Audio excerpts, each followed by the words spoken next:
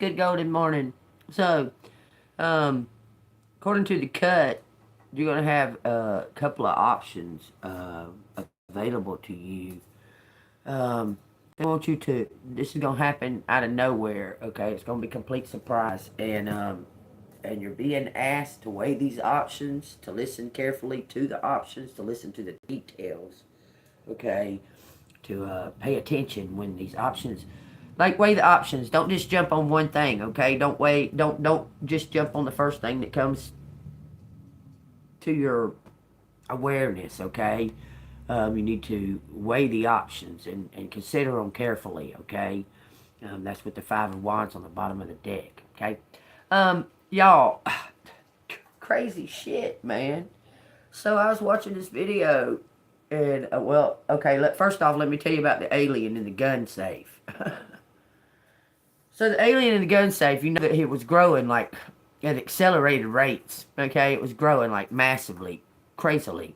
Well, he took it out of the gun safe because it was getting too big for the gun safe and put it in a cardboard box. He had it in a cardboard box, and it started to like kind of dry out, and it was kind of like looking kind of dead to him.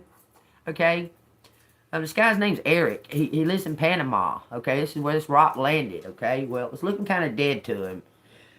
Why the authorities haven't found this fella or whatever, I don't know. So he took it to the woods and dumped it in a river. Okay, when he dumped it in a river, it revived it. This thing is massive, y'all. I'm talking about. I showed y'all the videos of it, how it was in the gun safe, right? This thing is like, I don't know, looks about 3 feet long. Like, I don't know, about 3 feet long. Doesn't have any facial features yet. Okay, but it looks to be like trying to form some.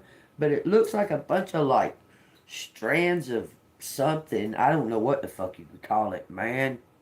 But the thing flipping the water and all kinds of stuff. Y'all look that thing up, okay? Y'all look it up for real, for real. Also in the news, this is wild. Why wasn't this broadcasted all across the fucking world? I don't know. But there's supposedly, y'all can look this up too. There's proof on this too, okay? There is a baby that was born in like 30 years ago. So that would have been in like, 92 or some shit like that. Let's see. It might have been 33 years ago, something like that, okay? Because this is 2025, so that would have been like 19, I don't know, I think it was born in 1992, okay? They took this baby and they cryogenic froze this baby, okay? They just unfroze this baby in July. This baby's still alive. It's 1 year old, or going into its 1 year old. It's actually 30-something years old. Plus when they unfroze it, it was still a baby, okay? And now it's living in Ohio. This baby's in Ohio, okay? That's wild. That's crazy. Well, this baby that they unfroze is living in Ohio, developing just as a baby should. And it's 30-something years old, and it's a baby. I mean, appearance of a less than 1 year old. Okay, it's like in a few months. If they unfroze it in July, they unfroze this baby in July. Okay, and this is September, so that baby ain't but a couple of months old. Okay, but yeah, they're looking into that. Everybody under the sun, including me, believe that Walt Disney was also as well cryogenically frozen. He was so very, very fucking interested in that shit. He was so interested in it. Let me tell you, the first cryogenics fucking lab ever opened was about 3 miles from Disney.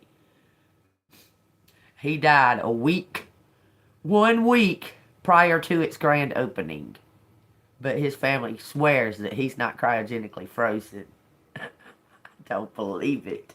Anyway, y'all can all that stuff up, but I wanted to make people aware because it don't look like the news is trying to keep up with it or say anything about any of these topics. Nothing. All they're worried about, all the news is worried about is what Trump is doing and what's going on with the Epstein case. It's so crazy. That's just so crazy.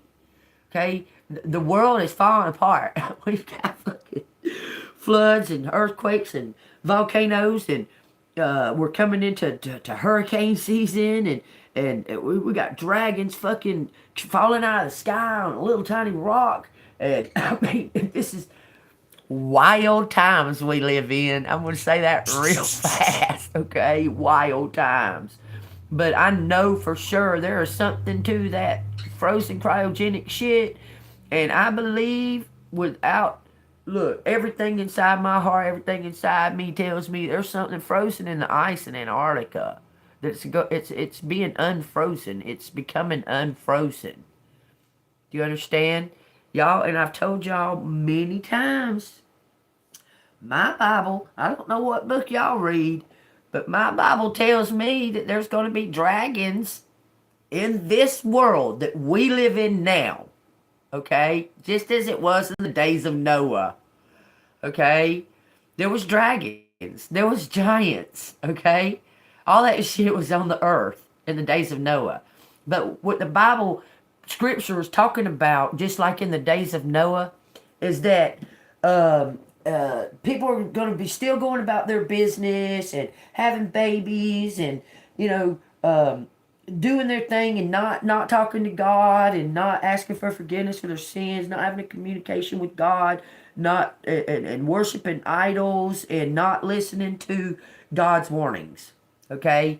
That's what the Bible is interpreting meaning of the days of Noah, which that is happening right now. That's happening everywhere. The doctrines are being switched up. It's like a flip is going on, almost a flip too, as if they're all worshiping Satan. Have y'all noticed? I mean, dang near every fucking thing that you turn on, whether it be a video, a music video, a commercial, a fucking movie, a TV show, even to the talk shows, everything's all about Satan. Satan worship. It's just wild. Okay? Blatantly showing it to us in a plain sight. Okay? And just on another topic, offhand topic, what the fuck is wrong with Miley Cyrus? She looks like I don't know, she looks like motherfucking Jack-o'-lantern from Nightmare Before Christmas. What's wrong? What is going on with these? I mean, a lot of them are starting to look like that. It is fucking creepy. What is that? Is there a true alien showing out or something? Is the demon that's inside of them coming out, like exposing itself? Because all these motherfuckers look the same. They all look exactly the same. They got big, puffy lips, sunky cheeks, like that. Cheeks all sunk in, and big, huge, like, jawbone, like, huge cheekbones. All of them. And Jenna Ortega, too. Yes, all of them. They all look like the same person now. Like, they all look like, they don't look like a person. They look like fucking Jack-o'-lantern from Nightmare Before Christmas. It's crazy. Like, what is actually really going on? That shit looks weird. Not just Jenna Ortega. What's that? What was that? Damn dingy ass. She's real dingy, and she was on a show. Jessica Simpson.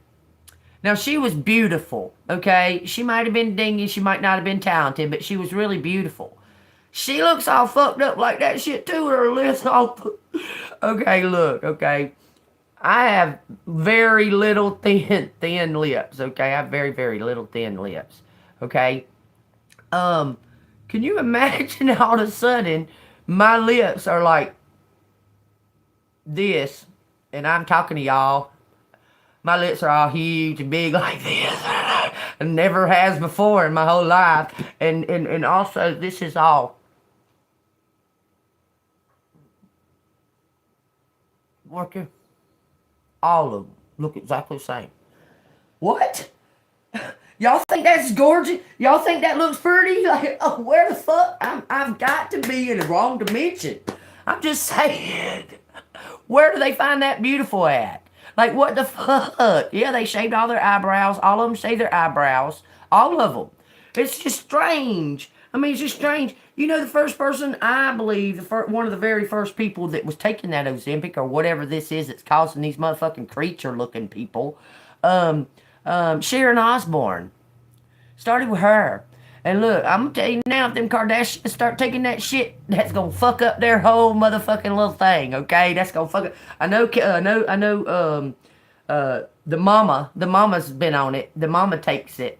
Okay, can y'all believe how much the mama, hell, back in hell, when was that OJ done all that fucking shit? OJ done all that shit back in the 90s. Okay, Kris Jenner looks like she's 20 years younger than she was when all that shit went on with OJ. Y'all go look this shit up. It's wild. Kris Jenner, you would think that she was Kim. If her hair wasn't all short and shit, she'd have that fucking sound that she makes.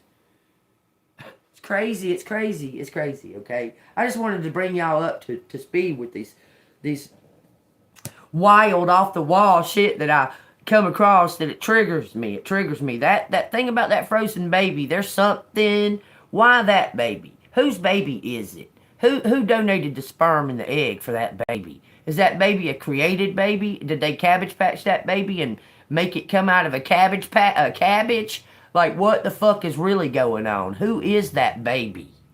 Who is that baby? I wonder what its name is. I mean, I wonder what its name is. Why isn't all this documented? Why isn't this a historical fucking event? I mean,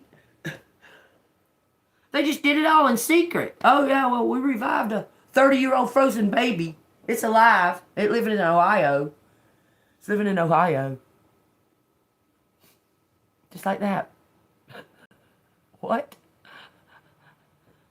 But they'll broadcast and keep a secret of that we never landed on the fucking moon for 50 years.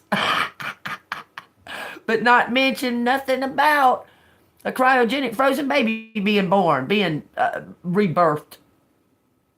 See, that gives me Antichrist, Satan, demon, devil, a rebirth. You know how they mock God?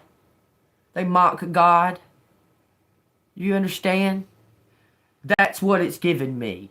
That they have revived the devil. Gave him a rebirth. Because, you know, the Bible says that you cannot enter into the kingdom of heaven unless you have been born again. You know that's all that Satan wants. Y'all know that, right? All he wants to do is be able to enter back into heaven. He can't. Never. That's all that he wants. He wants to be able to be entered back into the kingdom of heaven. Because he'll never be. Look at that. When I said that. Wild shit, y'all. Wild shit going on, man. Anyway, let's get to the reading. That shit blow your mind. Miss Bonnie, if you're out there, if I can see you anywhere, thank you so much. Let me fist pump you. Thank you. You don't even know what you did. Lifesavers, y'all. Y'all are lifesavers. Those ones that... You know who you are. Okay, anyway. Alright, let's get on with it. Some kind of option coming towards you. It's going to be a serendipitous moment. Something out of the blue. A complete surprise. But it's going to be a good surprise, okay? And they want you to take a moment to reconsider, consider the options here. Consider them. Don't just leap onto or latch onto, oh, well, this seems like a good option. Let me jump on that. Okay? I want you to look at the details. What does it involve? What are you going to have to sacrifice? Because you know that there's always going to be some type of sacrifice. I'm telling you, there's always going to be some type of sacrifice when it comes to dealing with options. Okay? Just be clear-minded about that. Okay? You can't have it all. You can't get both. I'm just saying. Okay? There's going to always be some type of sacrifice. So you need to make the highest good option. Pray on it. Pray to God. God, I pray that I make the right decisions in my life. I pray that I make the right decisions for myself and others in my life, the people around me that I love. I pray that when these options are presented to myself and collective, that we are clear-minded and use our discernment and our intuition in these matters. Okay, I pray for it all to lead to the highest good. Okay, in your glory, in Jesus' name, Yeshua. Amen. Okay. All right, let's find out what's going on with these. Okay, what is our options? What do we need to consider? What do we need to mull over? But whatever it is, it's brand new. It's a page. Okay. It's going to be some type of brand new, possibly something you haven't never experienced. Because listen, that's what life is. It's a series of experiences. Okay, a series of experiences. Either you learn a lesson or you get a blessing, okay, throughout learning these things, okay? Once you learn the lesson, it will lead to the blessing, as long as you have learned it. Understand? If you haven't learned it, it's going to loop back around and you're going to do it again, okay? Take what resonates. All right. And that ain't fun, looping around and doing it again. I'll tell you now, okay? Alright, what does collective need to hear? What does collective need to know? Give me a card that represents collective in this reading. It represents collective. It is the Seven of Feathers. You might have a lot of options. That's weighing options. This is weighing options.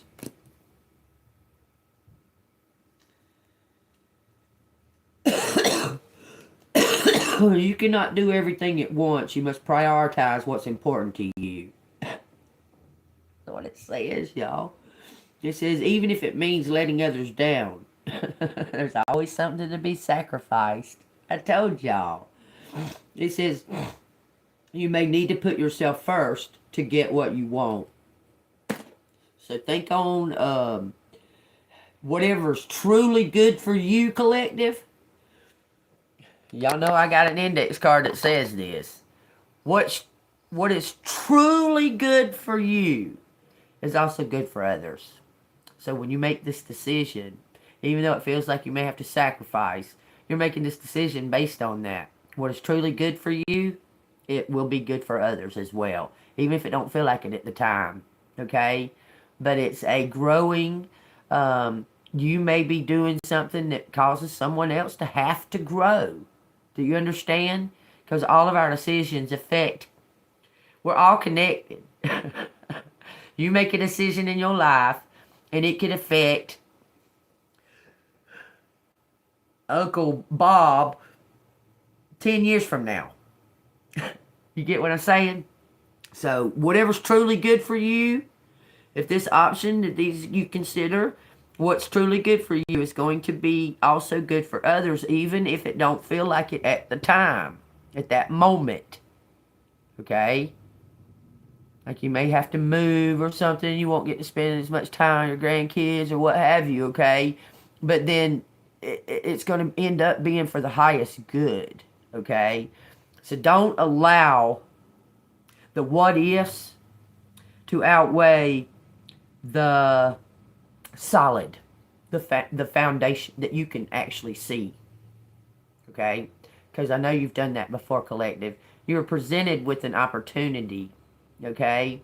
And you looked at a situation and made the wrong decision. You made the wrong fucking decision, okay? But you lived with it. You lived with that decision, okay? You did make the wrong decision. You should have took that option, okay? But it is what it is. It's all going to lead you to the highest good as long as you trust in God. Okay? Look, you gotta trust in what you gotta trust in your decisions, okay? You made a decision in the past that you did not fucking trust. You didn't necessarily want to make that decision, but once you made it, there was no going back. There was no, oh damn, I changed my mind. Can I please? You couldn't, and then you was left with having to live with that decision, because that would have altered things, that would have caused things that are about to happen. It would have caused them to already have happened. But because you made a different decision, you took another road to learn some kind of new lesson. Okay? That new lesson could possibly be, please follow your instinct, collective. Follow your instinct. Because you should have, and you know that you should have at that very given moment. Okay? And since then, things have been flipped upside down, and you're looking at the world going, maybe I made the wrong decision. But you're understanding that now, okay? So, listen to your instinct, okay? I'm telling you, that's going to guide you. Why do you think God gave you instinct?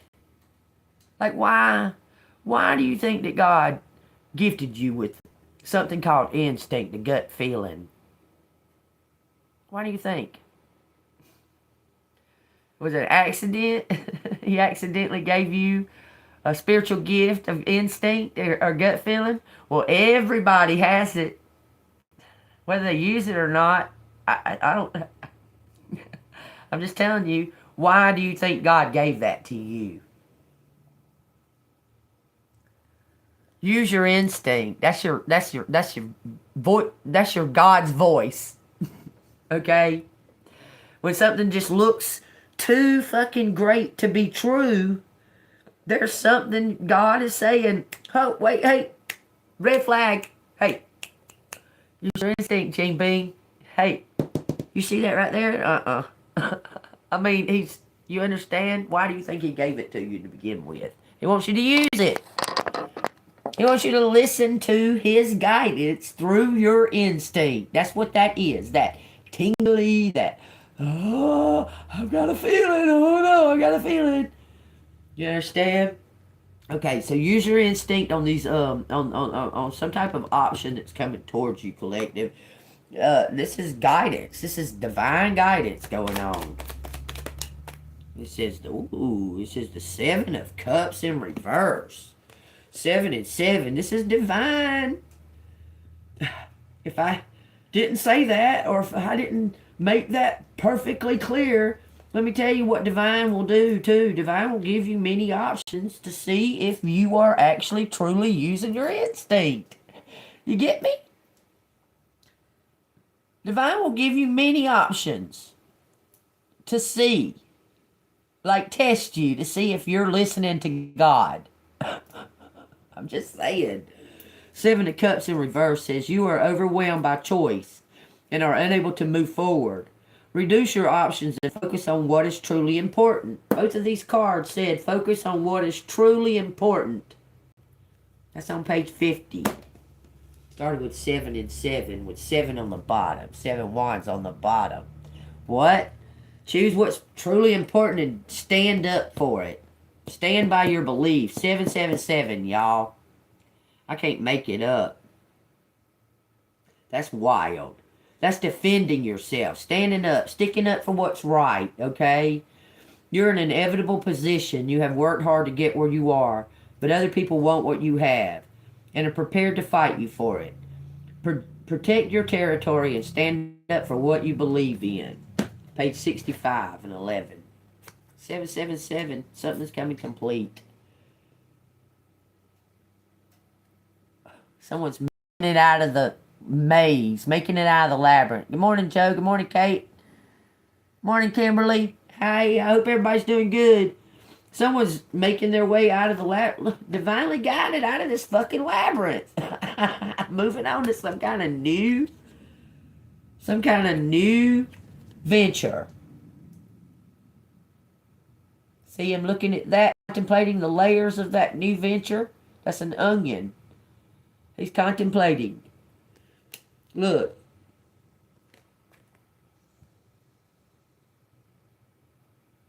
That's the Ace of Pentacles. This is the Ace of Pentacles. From the Magician to the Empress. This Empress is about to receive something like it may feel magical. It may feel like a magical, almost like unreal. But it's real. It's gonna be real. But somebody's revealing themselves behind this mask. Highly protected. Boy, that joker protect that fucking bridge and them farts all day, every day. I'm telling you, somebody's highly protective of this Empress. And this Empress is magic.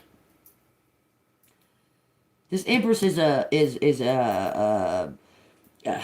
highly skilled. We'll say it like that, okay? Multiple talents. A triple threat. Okay, 777. You're a triple threat. This Empress is a triple threat. Have many more than just one gift. Oh, if you say skilled, highly skilled. Okay, and someone is after that. Someone's trying to take that. Someone's trying to discredit those skills. I'm just saying, there's somebody trying to discredit you for what you. I would say what you are, because what you do isn't necessarily considered a job. It's a mission, a purpose. Okay? And all your talents combine to create this magical being. You're a magical being, collective. I'm just saying. And you're about to receive something, but somebody's trying to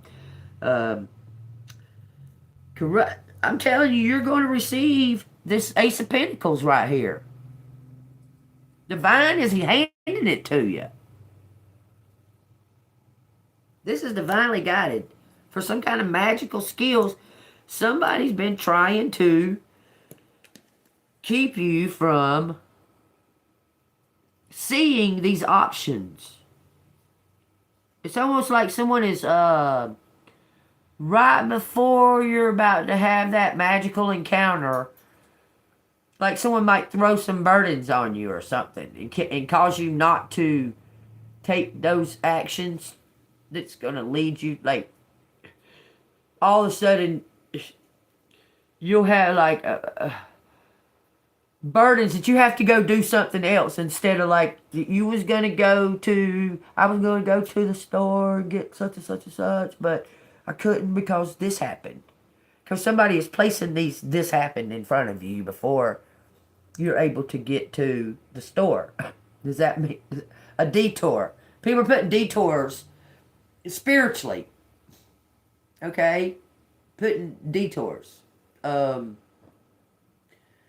may not even realize they're doing it. Okay?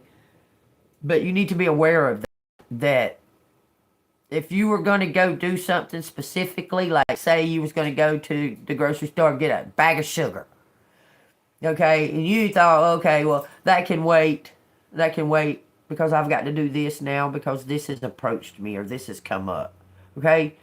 Don't say that can wait. Say, okay, I'll do that, but I need to go get a bag of sugar first, okay? Because that's your spirit was telling you, hey, get up and go get a bag of sugar. Okay? And as you were thinking about it, what have you, then something else came in and disrupted that, made you forget about going and getting a bag of sugar or what have you, okay? But that first initial instinct is what you should have took for this to lead to the meetings. Do you understand? Yeah, I hope you understand. You get what I'm saying, okay? What was I looking at? Page of Swords. You have a curious mind and love to ask questions and learn new things. You are a natural communicator and ready to take to the next step to share your message with the world.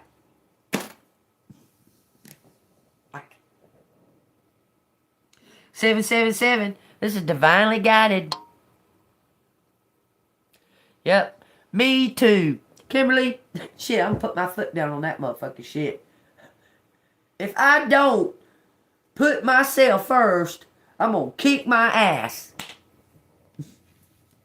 Tell you right now. Some kind of celebration or celebrating. Serendipity. That's serendipity for the star. 4 wands and the star. For this King of Cups. You're gonna by chance meet this fucking King of Cups, y'all. It's gonna be a divinely guided fucking meeting. I'm telling you, this is all divinely guided at this time. And then what? 10 Pentacles? Because you're the perfect fit. I'm telling you, all of it. Divinely guided. Do you trust spirit? Do you trust God? Listen to your spirit. Listen to your instinct. This whole message is about trusting the gift that God gave to you. We all have it. Everybody. Unless they're soulless. If they're soulless, they don't have it. Other than that, hell, animals got it. Animals trust their instinct right off the hip. They don't fucking doubt their instinct. None. Not one bit. Animals don't doubt their instinct. They fucking do what they're being guided to do by their instinct, right? Animals don't kill just to kill for killing's sake. Animals kill to defend, and they kill to eat. Born with it. God gave it to you. He gave it to everybody. Possibly instinct and the ether are one and the same. So surrender. Surrender to God. Surrender to it, y'all. I'm telling you. This is what it's about today.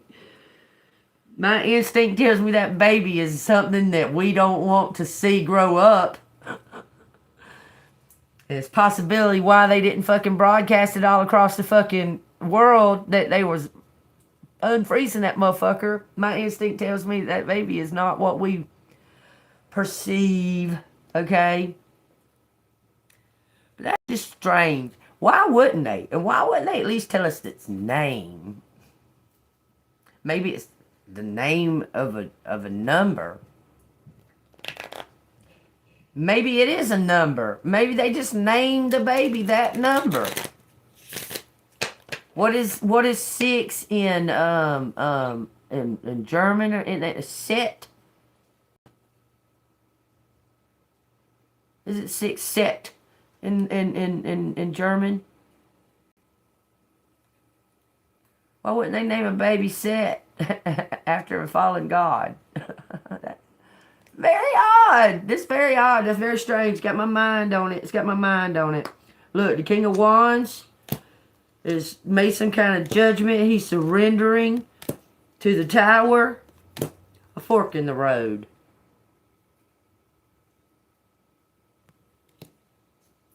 Five cards on the bottom of the deck. The next card out is the Four of Wands.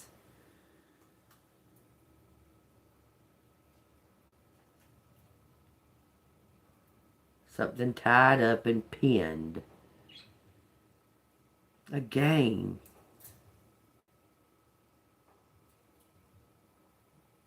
So it's like someone tried to alter the fork, but the fork was still there. This is about twins. Going through the door. Stepping through the doorway. King of Wands. Having a rebirth. Y'all. Look at how these cards. This King of Wands is having a rebirth. A double death. Coming out upside down out of the womb. To some kind of chaotic world, which is a birth. This King of Wands is having a rebirth. And it goes to the Two of Pentacles. Three of Pentacles. That's the Three of Pentacles. I thought that was a Two of Pentacles. That's a Three of Pentacles. Coming in, this man is using his instinct to bring you some kind of collaboration with you. I don't know. You struck a chord with this King of Wands. You've changed his whole outlook on the whole fucking world. I'm telling you, he's had a double death and a rebirth. He's exhausted. Y'all, I'm telling you, this King of Wands is exhausted from dying twice and being born again. He's exhausted. He ready to collaborate though. It says you're going to collaborate. You are collaborating with others and creating synergies to achieve big results. You balance the wisdom of the experts and the new ideas of the novice. You've given him a new outlook on life through your spiritual life, through your spirituality. I promise you. This is a connection. There may have been some type of conflict, or there was something that was a little off, that wasn't in flow. He killed it off. This is a total rebirth. Everything here points to this being a rebirth. Him hanging upside down. That's being born out of the womb. Just saying. This King of Wands had a double death and a rebirth. Double death. When he thought that he was done letting things go and figuring things out, he wasn't. He went through it again, like a second death. You understand? To come out with a clear vision. You've affected this King of Wands. It's you that's caused this. The last card was the Empress. He wants to celebrate you with this Four of Wands. Tell me what, this King of Pentacles had a rebirth? 6 swords, moving to calmer waters, bringing it to calmer waters. What the hell? Are you doing that on purpose? Calmer waters, y'all. Knight of Pots. Something's been moving slowly because someone thought... It's like somebody was...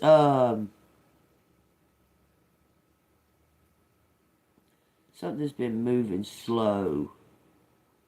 This is something that somebody's looking down into something hidden.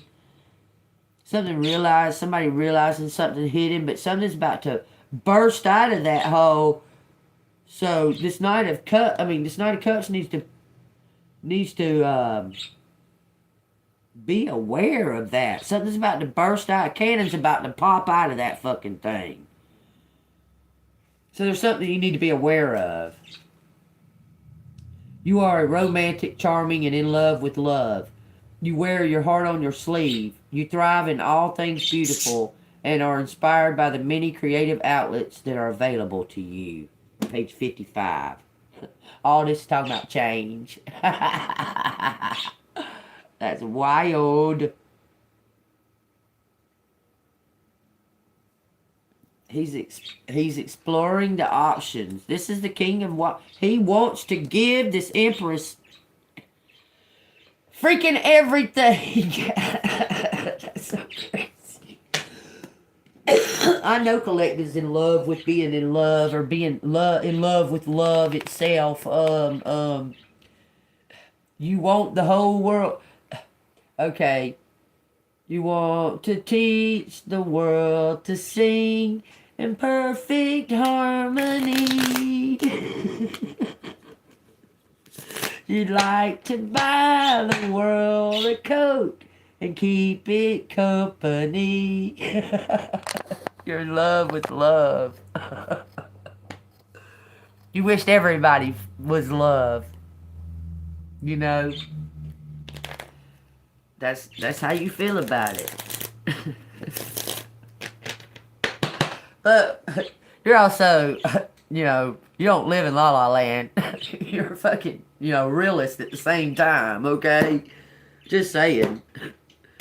You know that, okay, you know that even with your wishes coming true, all your dreams coming true, that it's still going to be hard work. You're still going to have work ahead. It's not going to all be roses and fucking rainbows, okay? I'm telling you. You know when it comes to any relationship you have with anybody, that you have to put in the work for it to work, okay? There's also going to be hard times during this, okay? There's going to be hard times. Everything's not perfectly your fantasy, okay? Because in your fantasy, you omit the bad parts, okay? But they're there. Don't be so naive as to think that you and this person may not ever argue. And if you do get in a relationship that you never fucking argue in, is that a relationship? There's no passion there. Just saying. There's going to be, what I'm saying is there's going to be differences. Okay? So don't think that it's going to just be la la la la la. Because it's hard work to maintain a healthy relationship. It takes work. Okay? If it's not hard, it's not worth it. Well, I don't want to say that. I mean, that's in some cases. Especially in a ding-dong. It's not hard. I mean, what the fuck is it worth? I'm just saying. Stop. You set me up for that shit. Kim. I'm like, what good is a ding-dong if it ain't hard?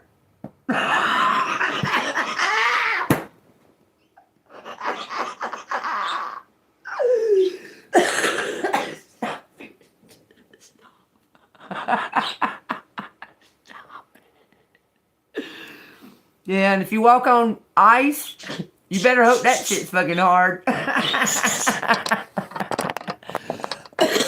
cut these out here like this for some reason, okay? So let me flip them over and find out. Ooh. 5 Pentacles in reverse. The Chariot in reverse. These go the other way, y'all. I'm telling you, it's because of the way I laid the cards down. And then we got the 10 of Pentacles, something moving in fast. I'm telling you, you got all the tools and the skills that you need to receive this justice. Helping hands.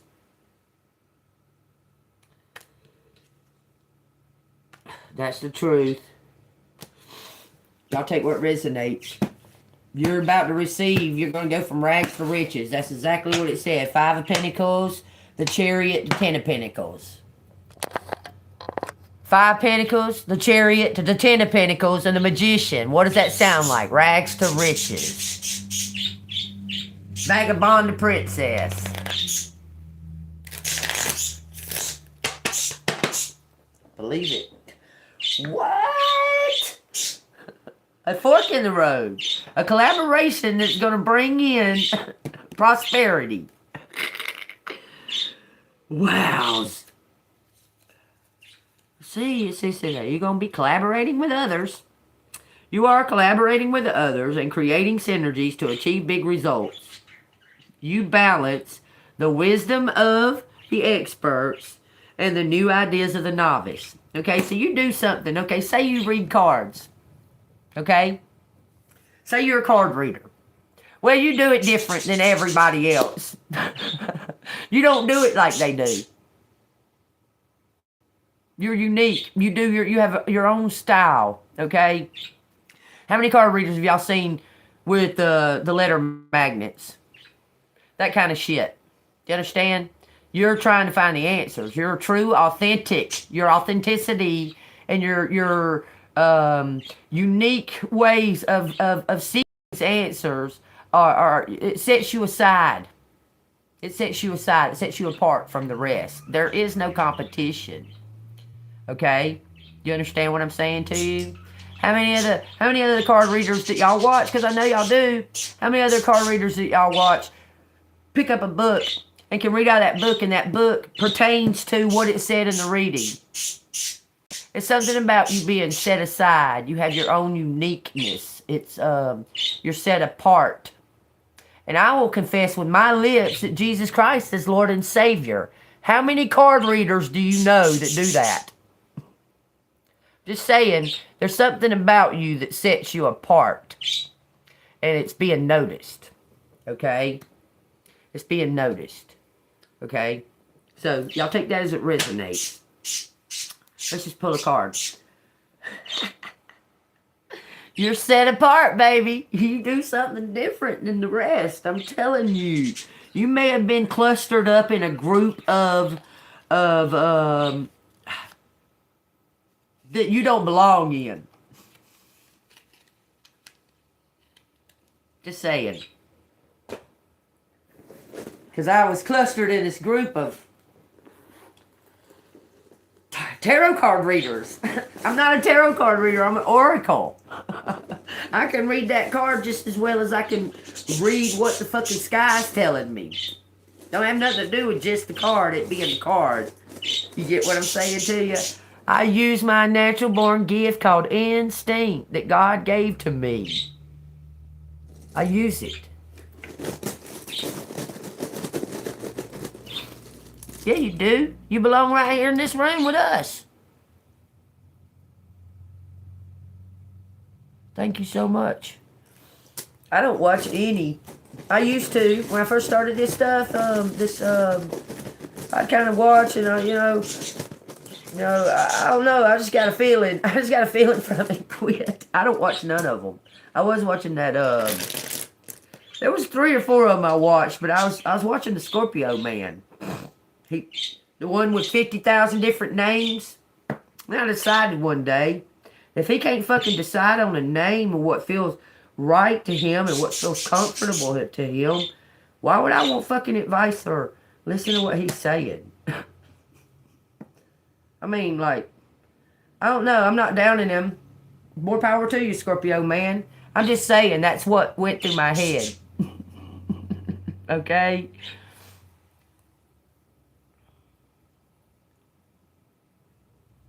Good, thank you. I'm glad you feel welcome. And don't be offended if I get red with your ass, because that's what I do. You know, love ain't all about being kind and sweet and nice and stuff. Sometimes you have to stick it to the motherfucker and let them really know what the fuck's up. Okay? That's love too. Just saying. I'm just saying, y'all. Take it however you want to. We got JB03. Just the good old boys. BJ 23. That's magic. I don't think I got enough letters out. I think I was too enthusiastic when I stuck my hand in the bag and wasn't paying attention. I'm being serious, y'all. That's somebody's phone number. I think it's like this though. 3202, something like that. Out, run out.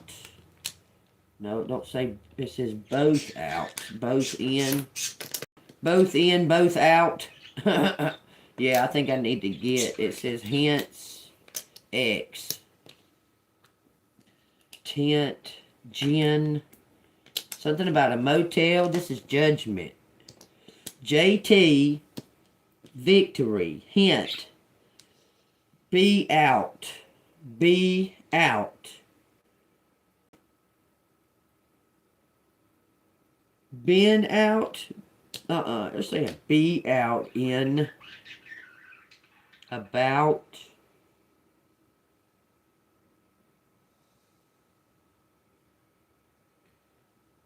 I don't know why it's saying thin. Thin tent. What does that mean? Thin tent. Intent? Intend to. Intend to. Into. You. Into you. Thinking about you.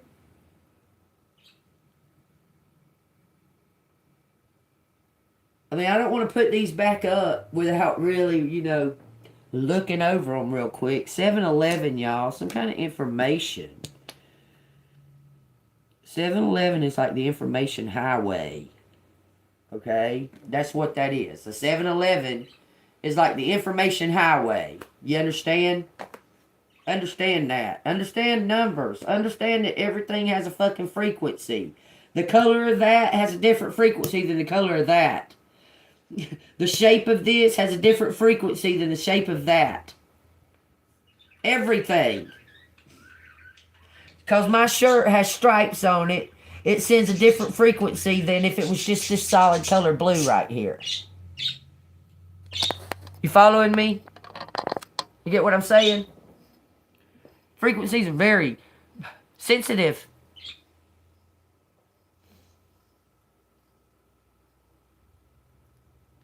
Yeah. I mean, I just can be only myself. Numbers. Crazy shit. I mean, like, I just seen them right now. A bunch of fucking 11s. It was a 5, a 111, an 11, and a 10. I mean, that shit goes on all the time, okay? It's, your kept knowledge. Your kept knowledge. I hope you understand what that means. Your kept knowledge is a big help when it comes to like the numbers and understanding the frequency, okay? Your kept knowledge. Say that it's knowledge, something that you were learned in, okay? Say for instance, somebody could show me a card. Say someone could just pop up a card and I could tell you the meaning of it. Okay? But to be accurate with telling you the meaning of that card, I would have to understand the energy of the person that was wanting the information. So my kept energy of the knowledge of what that card is, okay, plus my energy of what is being presented to me, showing me the card, okay? The kept knowledge is just there. So when you look around and you see these numbers, your subconscious is already turning it into what the frequency of it is. Okay? Yeah. Getting old. I've been getting my childhood phone numbers. That's crazy. There was only 7-digit phone numbers back when I was a kid.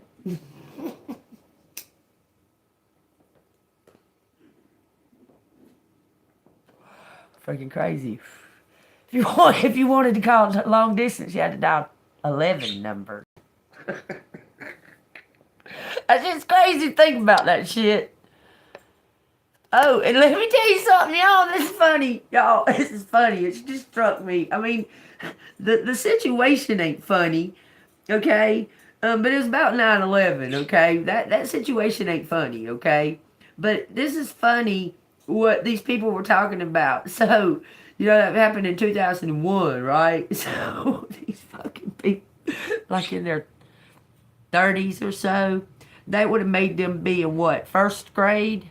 Second grade, something like that. These motherfuckers was talking about cell phones back in 2001 and how ancient and old that they were and and all this shit about they didn't have no fucking clue about cell phones back in 2001. Like they were thinking that these things were like you don't get get clear service and all kinds of shit. It's so fucking funny to me, y'all. That shit just triggered me so bad because I remember cell phones in 2001, okay? Yeah, they've upgraded somewhat, okay? Most of them was the flip phones, okay? But you can still take pictures and stuff, okay? They were, I remember having a pager too. That's when I started getting really upset about that they were about to make cell phones. I knew they were making cell phones before they came out. I was young. I told my mom, I said, oh, these pagers, it's a bad thing. It's a bad thing. I was freaking out. Mama was like, what's the matter with you? I'm like, these are going to take away all of our communication. That's what they're for. I said, no, these are bad. I would tell my mom. I was freaking out about it. Okay, I was very young. I was freaking out that I knew what was coming. Okay, anyway, so these people, you would think, okay, now I understand because back when I was in my 30-ish, okay, I worked at a car auction, Atlanta Auto Auction, okay, and there was a man that worked there. His name was John. He was very like I don't know, he was some kind of retired like accountant or something. He was very prestigious the way he acted. But we were equals, okay? We were both drivers. We just drove cars and stuff. We were equals as far as that went. But he's retired something or another, okay? Very prestigious man. Very uppity kind of. But all these retired like firemen, police officers, judges and shit like that would come to work at that auction after they retired. Anyway, it's Cox Enterprises. But anyway, this man he had a cell phone, okay?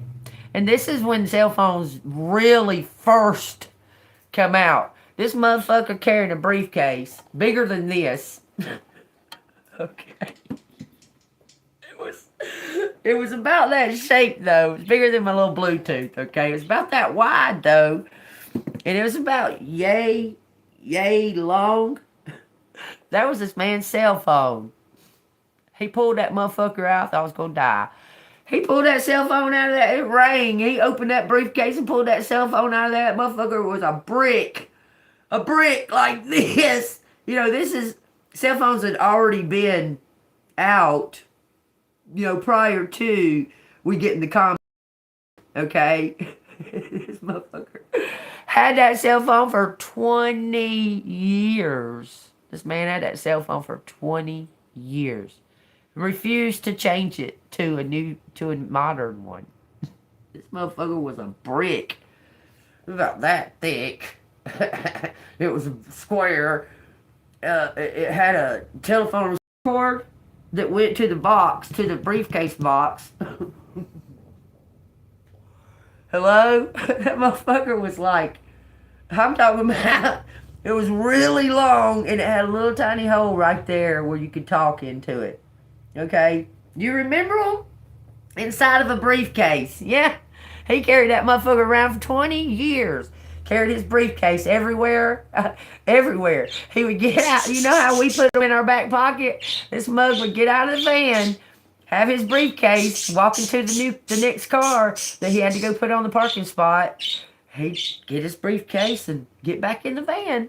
He carried that cell phone like we do, except for he carried it in a briefcase. It was so fucking crazy. Anyway, the reaction of these 30-something-year-olds, because it's kind of crazy, because my daughter was, second grade when 9/11 happened. She would remember regular cell phones. I mean, she would remember them, okay? They weren't that far different than they are now, okay? Maybe the pixelation or something was a little different, but what was blowing my mind is how these people were just totally blank about, like, how good cell phones were back then, how you could use them old ass ancient cell phones on an airplane, like that was some kind of foreign thought to them. Like, what, you could use them on planes, like on an airplane? Like, what? I mean, they were freaking out like this was some kind of weird anomaly that don't exist today. And it does. It still exists today. There's still such things as flip phones, y'all. You can get one. You can go purchase one. They're flip phones, just like they was back in the day. They still exist.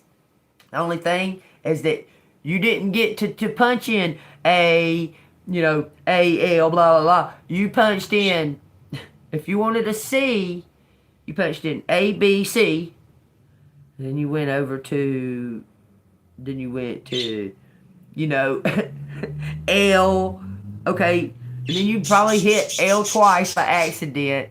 You had to go back, you had to go down to this other thing. It was a totally different form as far as the usage of how you could text and stuff. Okay, other than that, you could take pictures, you could call people. It was the same kind of,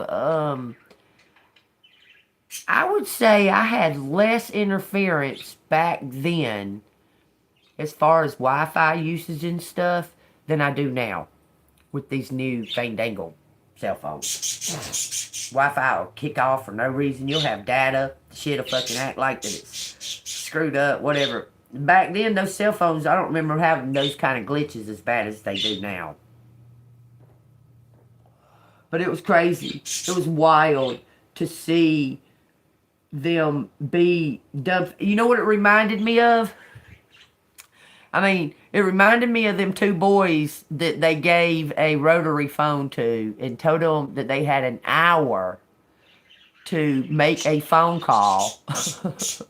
Figure out how to make a phone call from that rotary phone, and they couldn't fucking figure it out. And that was the funniest thing I have ever seen. If y'all have never seen that, go look it up, and y'all will laugh and laugh and laugh. It's the funniest thing you ever seen.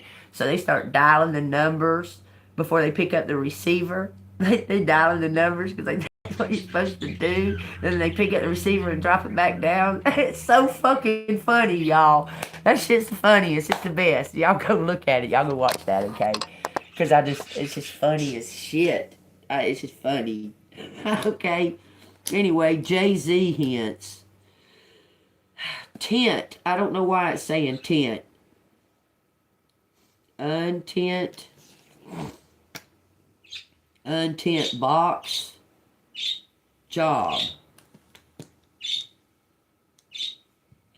Hint. Job. Victory. Judgment. This is possibly somebody in the law. Judgment. In job. Judgment. Some kind of judgment in job. Hunt. In job. Hunt in job. Hunt it. Hunt in job. Hunt. Hunt it. Hunt job. Somebody's hunting a job. Not in job. What? Something's not in job description? Hold on, y'all. Toby.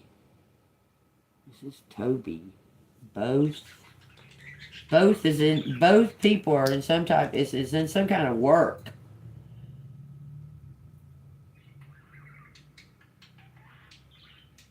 Untie until some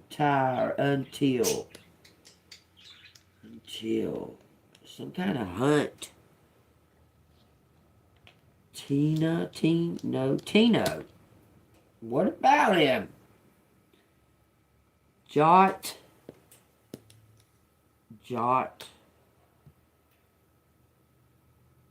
It's like someone wrote something down that's not true or something to that effect. Buttons.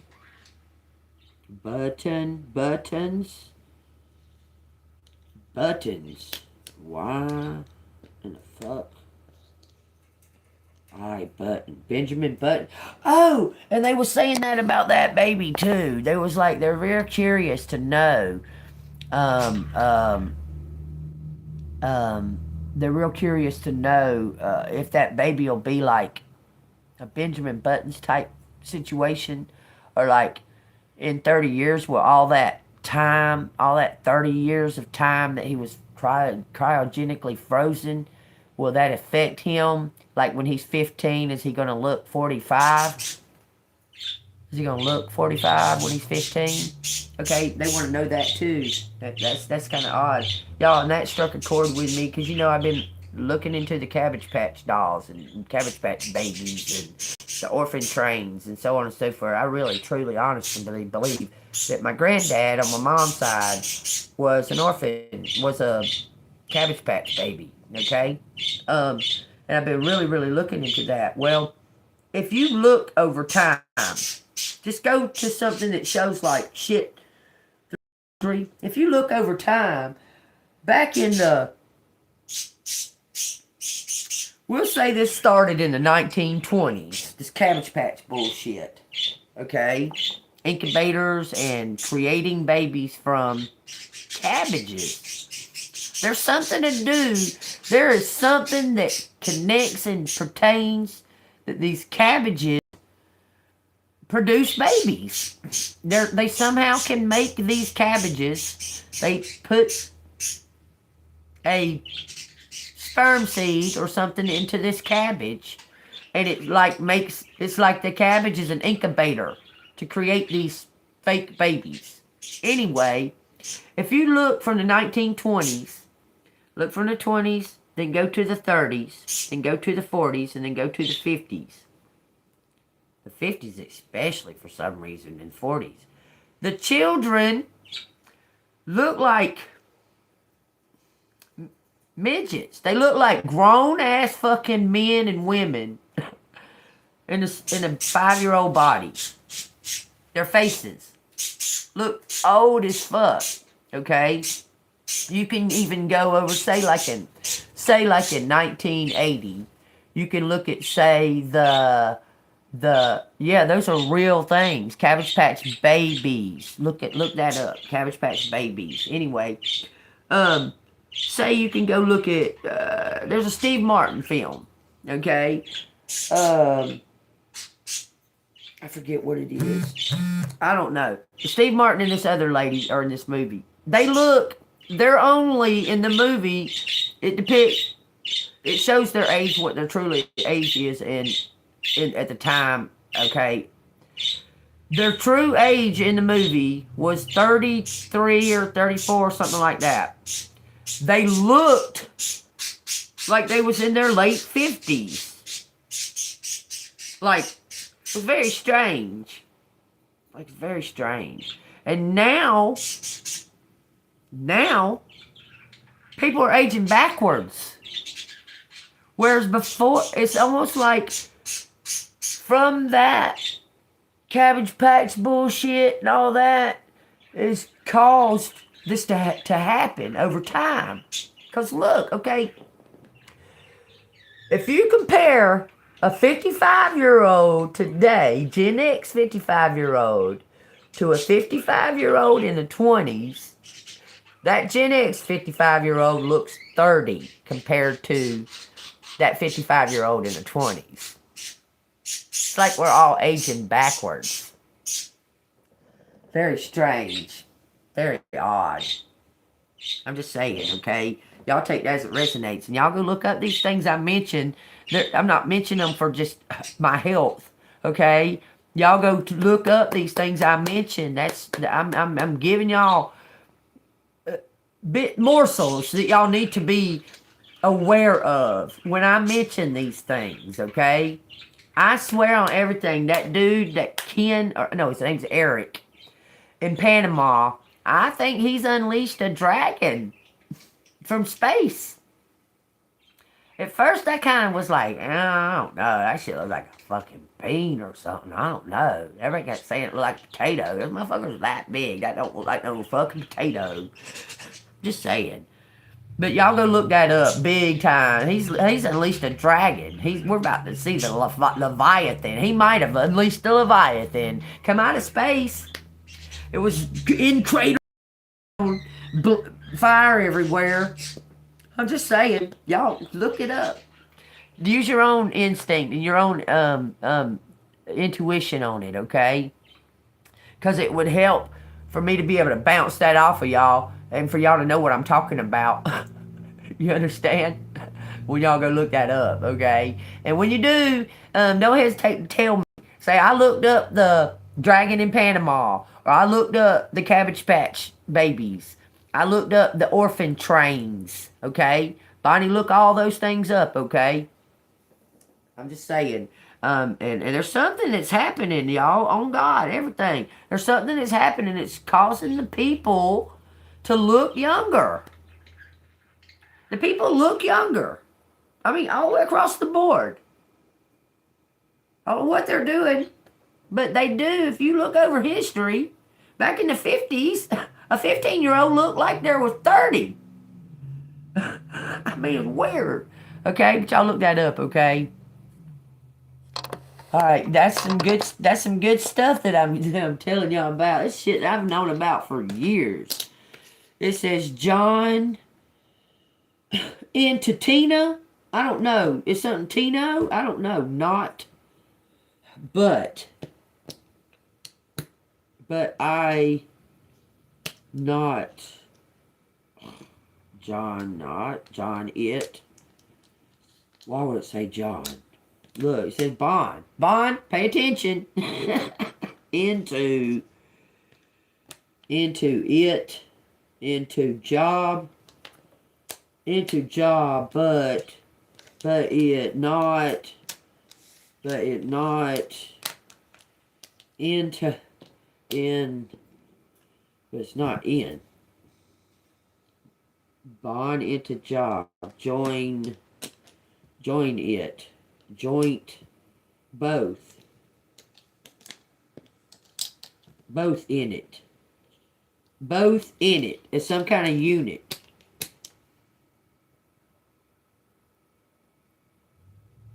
That's 2 ones making a bigger one. There's a reason I keep saying that, y'all. I'm just saying. Join in. Unit. Out. In.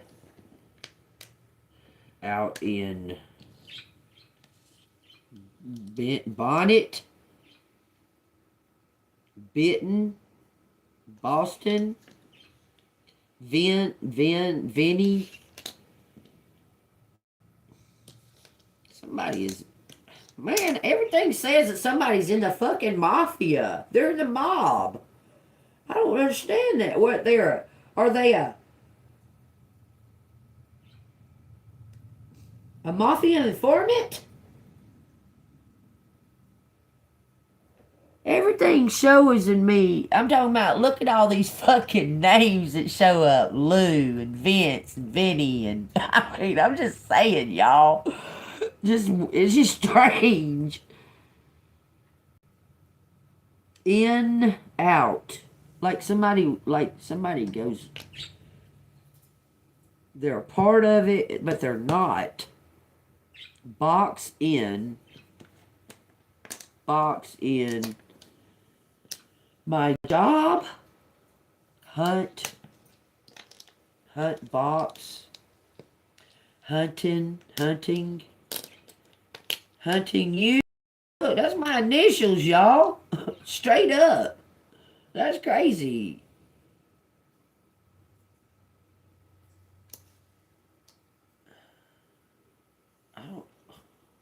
This is making me think of them ad-libs. Noun. Person, place, or thing. It in noun. Hunt it. About.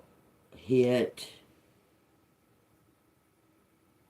Someone hit a box truck. Someone hit an 18-wheeler. Someone was in some kind of critical care unit. I'm telling you, somebody's had a wreck.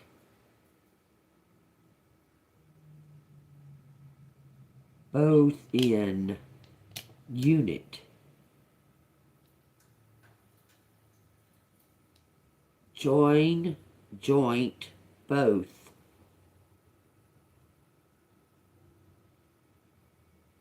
Hit box. Tell me why you're saying that. It says toxin.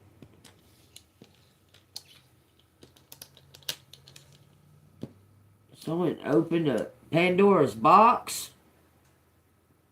Thin toxin. Someone opened Pandora's box, y'all. Bunt.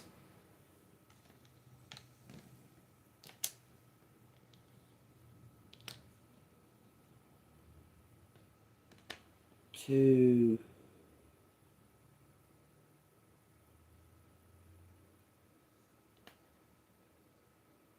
I'm not understanding what the tent on a window. The tent's too dark. Someone had a wreck because they couldn't see something clearly.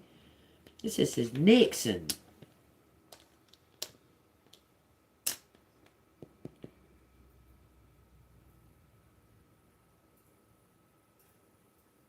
This is like the 70s. But on it. But on Toth. That's an ancient god.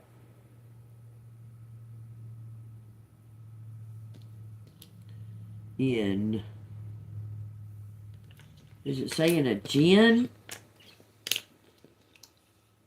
In jinn. So there's a spirit in a body. A soulless body. Toth. What say? Tux? In tux? Both in tuxes? What?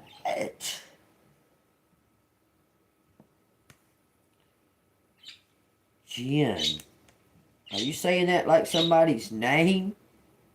Something in Texas. Both in Texas. Jinn.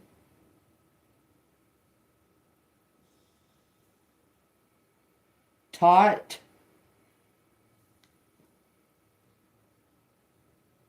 Hot. It's hot. Yeah, I'm pretty sure it's hot in Texas. Pretty fucking hot in Texas. Alright, y'all, that's what I got right there with these. I'm putting these up, okay? Huh, interesting. Something about a unit, a bio unit. Bio unit. Someone wants you to join it. Join this unit. Join it.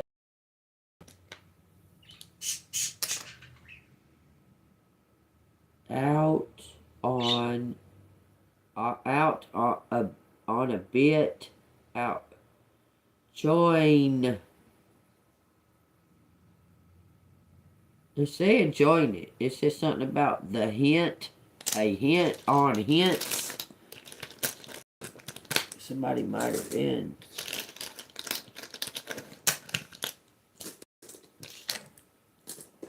Oh no. Feels like I want to get a little bit more of these letters for some reason. I don't know why I'm doing that today. A walk-in. It possibly could be a walk-in. But it's almost as if a body was created.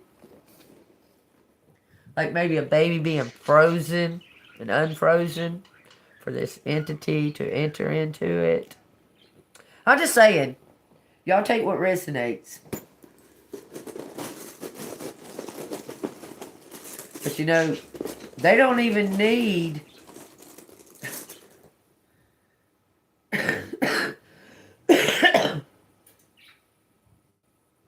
something odd about that.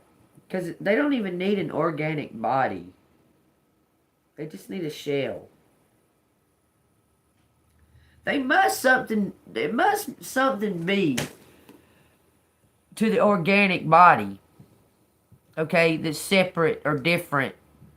It's like some of these entities can control those robot bodies, and can reveal themselves through like chat GPT and stuff like that. Okay, but some it's like these ancient, like it's the level of their energy that they have to be in an organic body, like a flesh. But, you know, there's so many rules to the universe. Who could fucking add them all up? I mean, I'm just saying. Because the universe has got sets of rules. Unless it happens to you, you'll never find out those rules, okay? I'm just saying. The universe rules ain't like our conditioned rules that we were told, okay? The universe has its own set of rules. Does its own thing, okay? But there's something to that shit.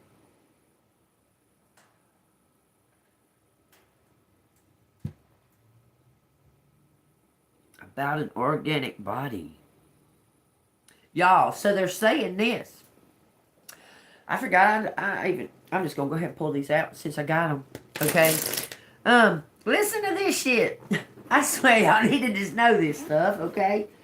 So they're saying, you know how we hear about the grays all the time, and then we hear about the whites. Okay. Well, the whites are the same creatures as the grays. They're just a higher, like, in the hierarchy. The whites have the last say, okay? But the reason why the world sees so many of these grays and these tall whites is that their cluster of stars or whatever is the closest to Earth. They're the ones that can get here the fastest. That's why we see them so much. Because they're like right our next door neighbors. Isn't that wild?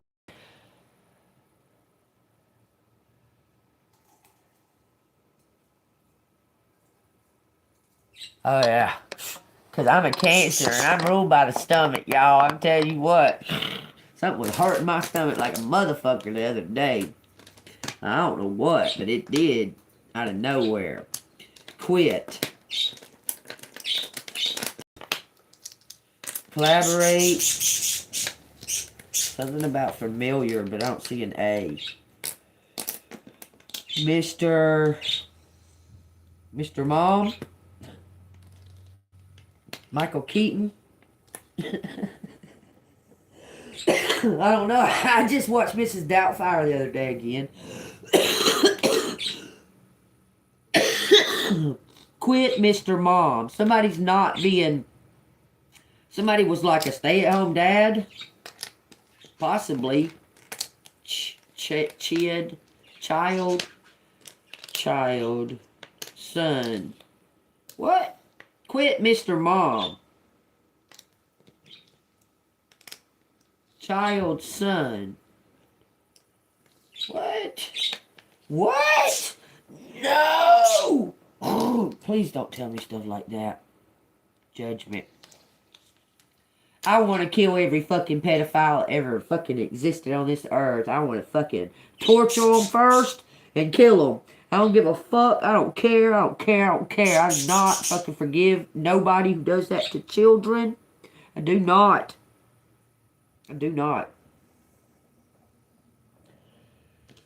Oh, fuck it. These little children can't defend themselves from a fucking grown-ass...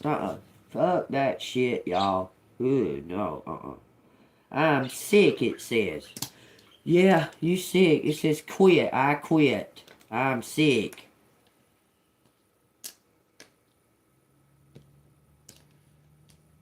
Lord, I'm sick. I just don't even... I did not like that. It made me mad. I feel like it was closing and just stopping. I just feel cut film. Cut film on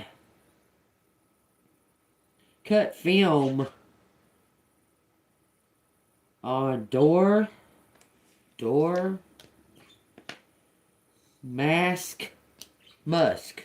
Oh my god. IQ. Musk IQ. Hunt film. I don't understand. Room door. On room door. Will somebody put a video camera or something on someone's door?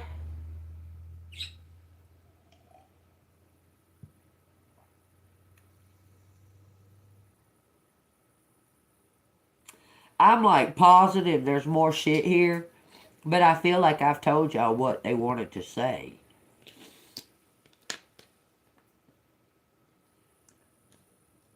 In mouth.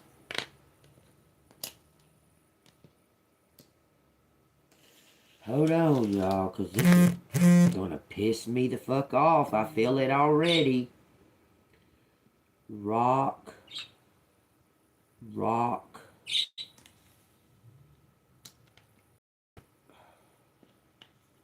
films? What? HD. What do you mean? Muse? Somebody's a muse. Somebody is a muse. Somebody is drawn to you because you're a muse. Okay, what? Locked firm. Something's locked firm. My mouth. In mouth. Okay, don't. Just. I'm rock films. Okay, I unlocks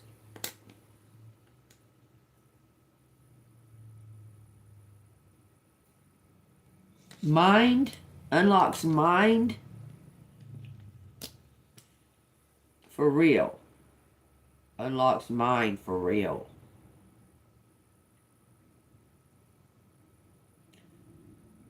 Cloak. A cloak. Oh, I was closest something. You talking about the firmament? This is talking about some kind of soul contract. Locked in. Something's locked in. I'm soul, my soul, our souls. Our soul. I'm our soul. No. Somebody mimicking. Mimic. If mind. Oh, something is the time. It says Tim. Timmy, Tom, Tommy. Lost. Kim lost him. Somebody, Kim lost him? Kind of. What does that fucking mean? MK. Say somebody's scum. You know, child molesters are scum. Moth. Someone is a moth to the flame. Hunt. Child. Hunt child. Hunt child.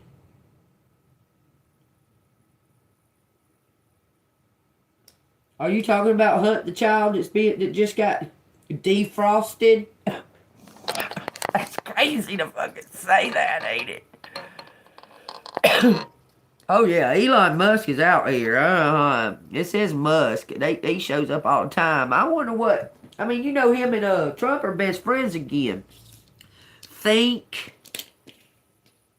kind. Think. Someone thinks. It says our kind. Thinks our kind. Telling you, thinks. And it says our. It says kind. Something about a thin line, a thin veil. Soft. This soft. This.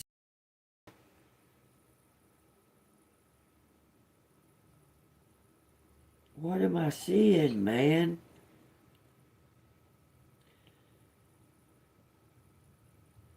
Come. It ain't hard no more.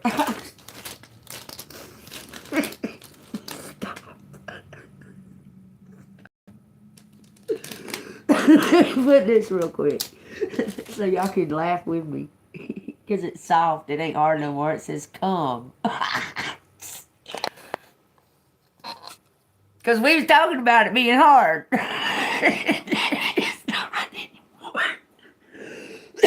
You need to stop. This motherfucking shit says truth.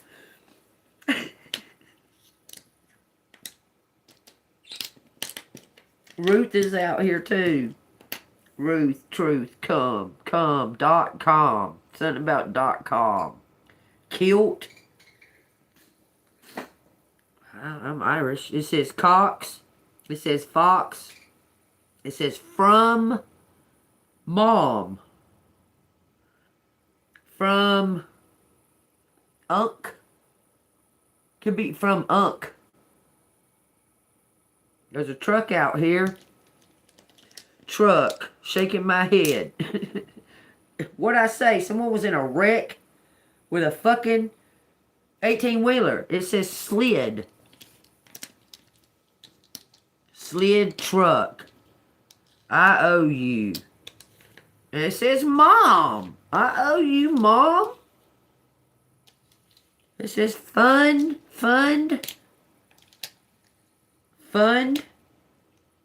I owe you, mom, fund. Mom, fund. Frequencies. Let me show you what it says so y'all can see it all. Slid truck. I owe you, mom. Fund. It also says funds.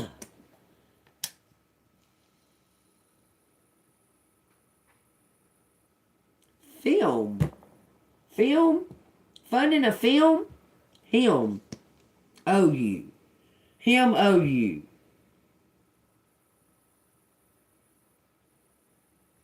Fuck out. Someone's saying, get the fuck out. I fuck out. Oh, why that makes me laugh, y'all. That's stupid. It makes me laugh. Don't fuck him.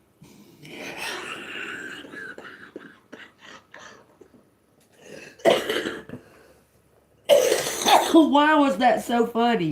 It was, though. Made my eyes water. Don't fuck him. Don't fuck him.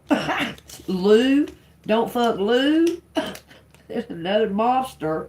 I'll be fucking with them mobsters collective. What the fuck? Mub's the word. Something's on the down low. Somebody's keeping something on the down low. They fucked him. I don't know. It says cloud. I know, right? Loud. Oh, somebody was fucking loud? Not loud? I don't know, maybe they wasn't. Mums. Somebody was quietly fucking. What the fuck ever? Why are we even talking about fucking? Okay, somebody's got curly hair. Curls. 3 judgments. Oh, there's 3 judgments on something. They're telling me to say that. I do. So somebody got married. I do not. I do not fuck him.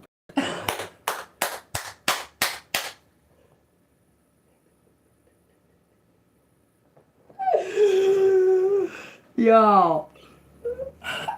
I don't know why this turned into a laughing thing, but I feel like I'm about to bust fucking laughing at all this. I don't know why. Like, I can feel it about to come out right now. Like, I'm about to just burst into laughter. Okay? Oh, you don't have no idea what I thought that said, Bonnie. I'm not even going to tell you, okay? Let me tell you something gross I saw today on one of those, like, unseen photos and shit. I can't even think of it. And I can't not think of it. It's so gross. So it started off, you know how they start off with this, like, shocking ass shit? Hey, from England, how are you doing? Okay, so when it says secret squirrel affair, I thought it said squirt. Okay? I thought it said squirt. Because I have a crack in my phone right there where it was going through. It's going right through the part where it says squirrel, right? I just glanced down there and thought it said, good, thank you. It thought it said squirt, right? So it triggered, boom, I went right back to that fucking picture. It was about to make me throw up this morning, okay? There was this otter or beaver. I'm not real sure what it was because the fucking picture was so close up to it, okay? It was laying on its back in the water, and it had this, oh my God, I can't even.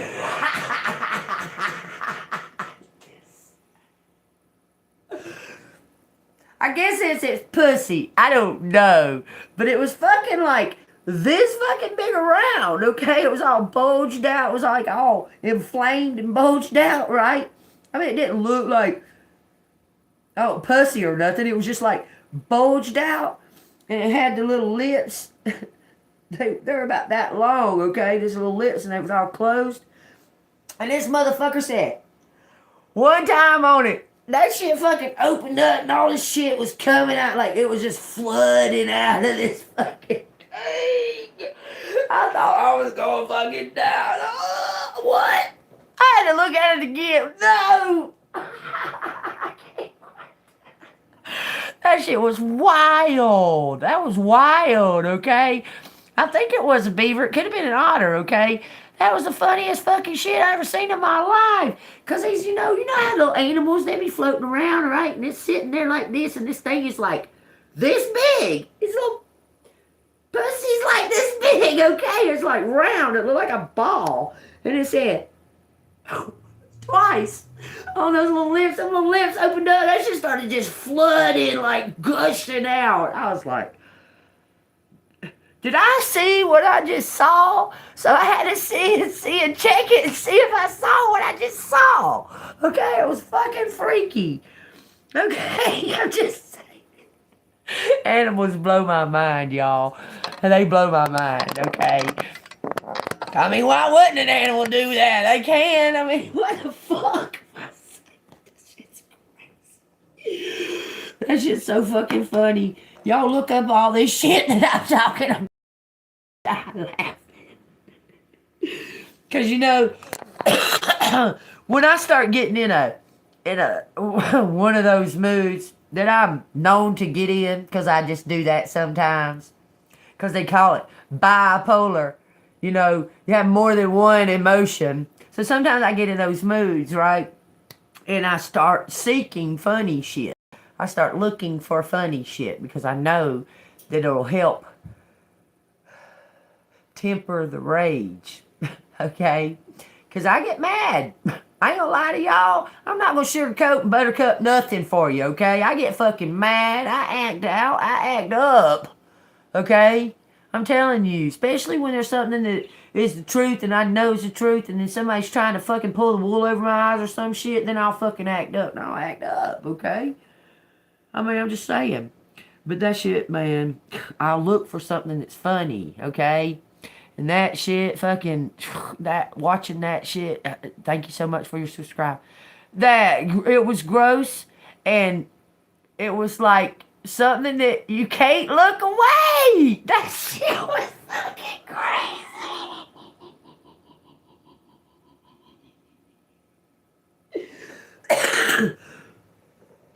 Really go look it up. You will fucking die laughing. That shit's so fucking funny, okay? That shit's funny as hell. But animals are gross. You know, deer will have orgies, like gay orgies, okay? I'm talking about straight up gay orgies. These fucking deer will group up. They'll be all doing it at one time in a line. There'll be 5 or 6 of them just fucking in their asses. Gay orgies for these deer. Y'all go look this shit up. It's the truth.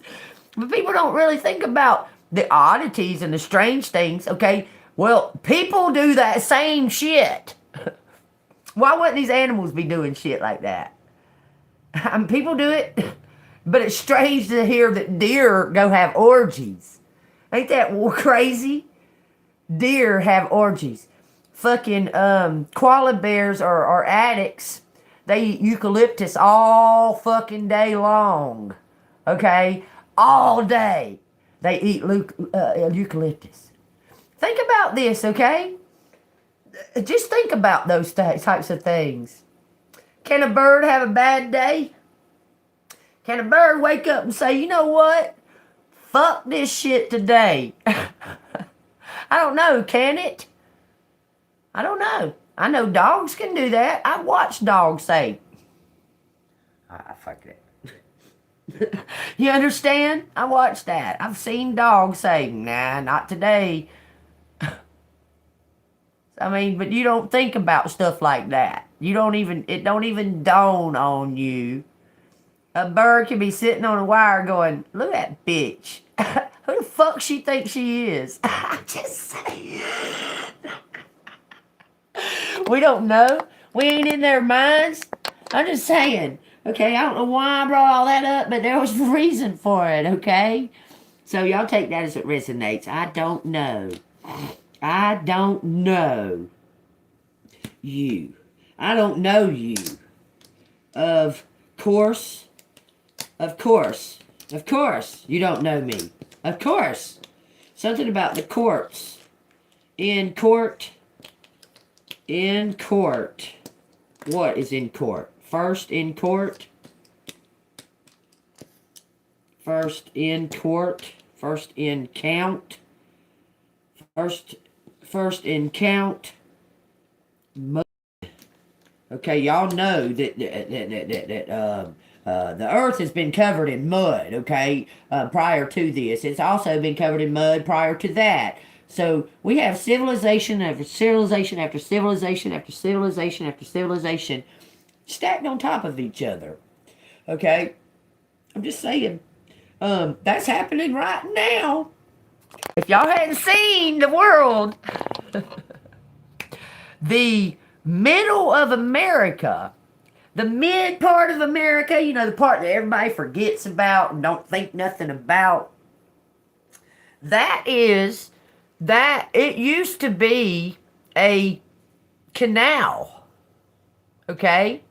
And now it's becoming a canal again. So America's about to be split in half for reals. For reals. And California is not going to fall off into the ocean. The ocean is going to fill up over California, over its under sea level. All that's going to be under the water. Just like, you don't know, Atlantis and that and that. Okay? It's not going to crack off from an earthquake. It's not going to crack off like that.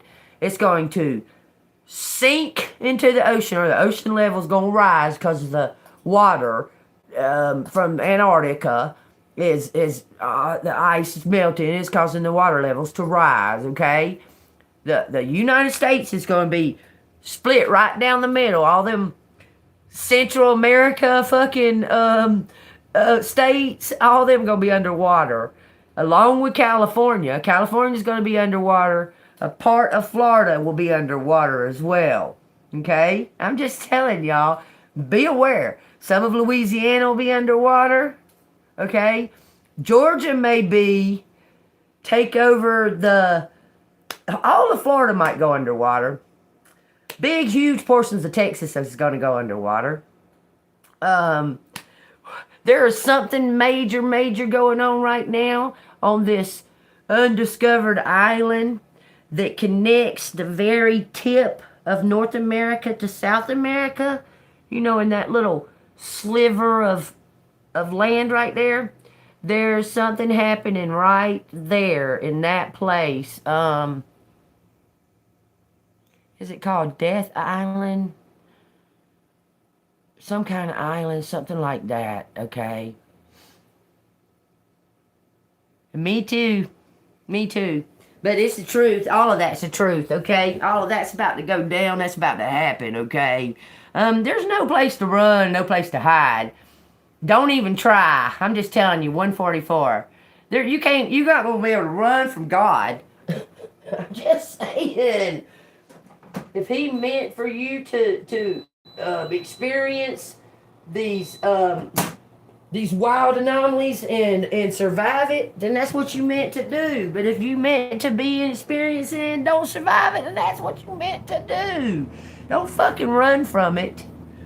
Because if God's ready to take you, he's wanting you preparing you for the army. Quit running from it. Okay? It's everywhere. You're going to see destruction here and disaster there and fucking just chaos. And it's getting worse if y'all haven't noticed. It's getting much worse at an accelerated rate. Really, really, really fast like. Okay? Y'all think about just the beginning of this year. How totally different it was in January. Just in not even a full year's went by. How different the world is right now just since January of this year. Just saying. Okay? I guess, I mean, I'm not going to say I'm only here for that. I'm here to participate in that, but that's not the only reason that I'm here. Okay? I wouldn't say I was the only reason. It says something about Dutch. Go Dutch, come Dutch. Somebody may be having a date, a dinner date or something. First in court. Okay, why would you say that? First in could do.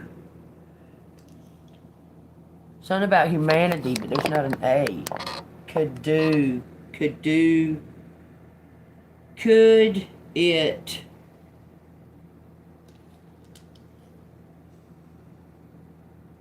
what?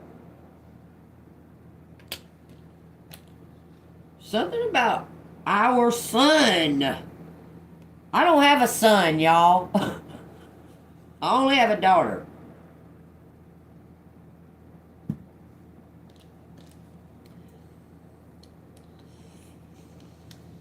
Dion, Dorn, Don, Lori, some kind of list. I'm seeing Florida. List for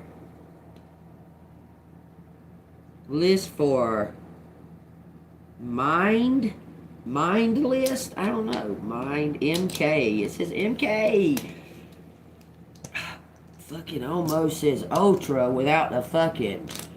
But look, there's a lot. Okay, something about coins. No coincidences. Find coins in museum. Let me tell y'all this, okay? I know y'all hear a great deal, a whole great deal about MK Ultra, okay? Yes, MK Ultra was something that existed. Yes, it's been exposed that MK Ultra was a experimental that's still being used today, so on and so forth. But what you don't know is there's like 12 MK programs. The only one you hear about is MK Ultra. But there's like 12 of them. Mind experiments, okay? Just understand that there's more than just MK Ultra, okay? And they've got a new recent one. I forget what it's called. It's brand new. But know this, that is a real fucking thing. Yeah, I was in, we called it Title 1, okay? It's, they called it a reading program, okay? But any of those programs that they put you in when you was a child in first grade, second grade, fifth grade, all of them, those are all experimental programs. To find out why you tick the way you tick and the other kids don't. Do you understand? I was able to read sentences like, okay, it says important information about changes, okay? I was able to read this part out loud as I already knew what this said. I was able to if I listened, I was better off in class if I listened more than studying or reading it from the book or what have you. If I just listened because my ear picked up on those subtle differences in frequency, that's something that I'm going to have to know. So I need to pay attention to that part, and da da da da da for the test. If I studied for the test, it was like me studying gave me some kind of false illusion or something because I would fail. If I didn't study and just use my senses and I would pass it with fucking flying colors, usually with bonus. Like, I would get like 107s and 110s and shit. You understand?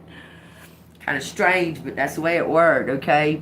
Because these were some type of, it says force us from mom. MK Ultra program is a force from your mom.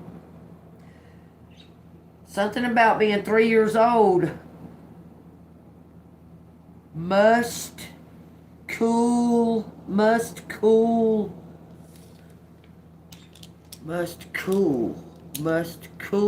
your urine first.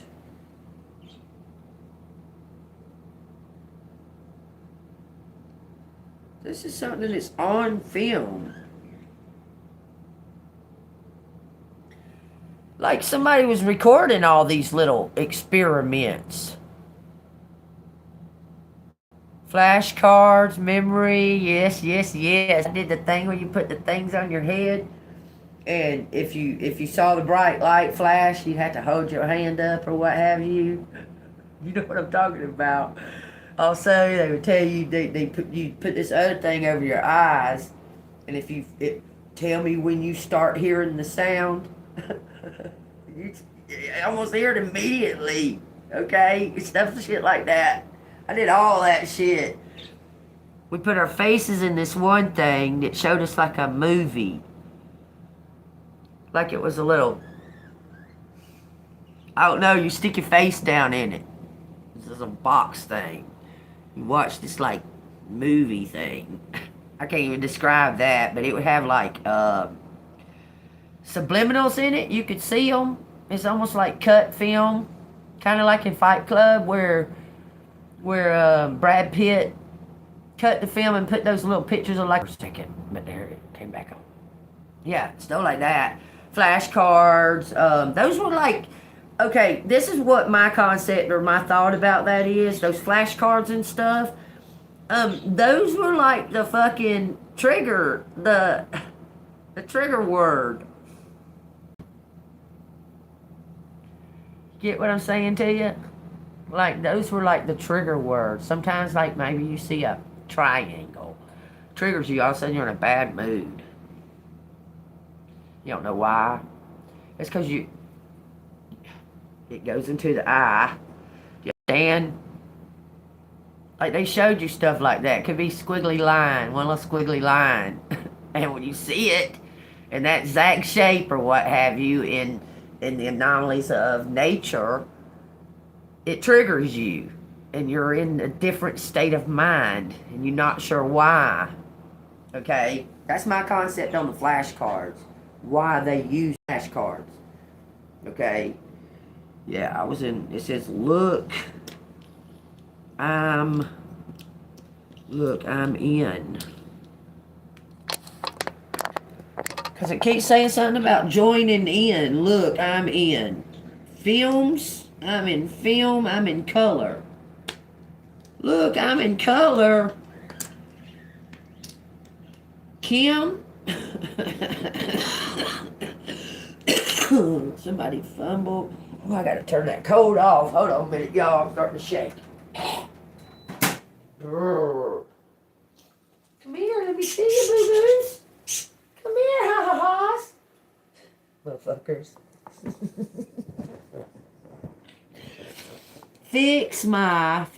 I'm in color. What? I wonder why it says that. I'm in color. I'm in color. Film in color. You talking about the first film? The very first film ever created about the Cabbage Patch Babies? You can look it up like that, Bonnie. The very first film ever in all of creation. Very first film. About them Cabbage Patch babies. Very first film ever made. This lady is fucking now snatching these newborn babies out of these cabbages and throwing them on the fucking ground. These babies are crying. She's lifting them up by their arm or tossing them on the ground, pull one up, just any old which way like they're produce. That's the very first film ever created. Hello, Moto. Get some kind of confirmation that's not showing. It's not for me. When somebody keeps harassing me, and I've told them 1,000,000,000 times I'm not that person. 155555.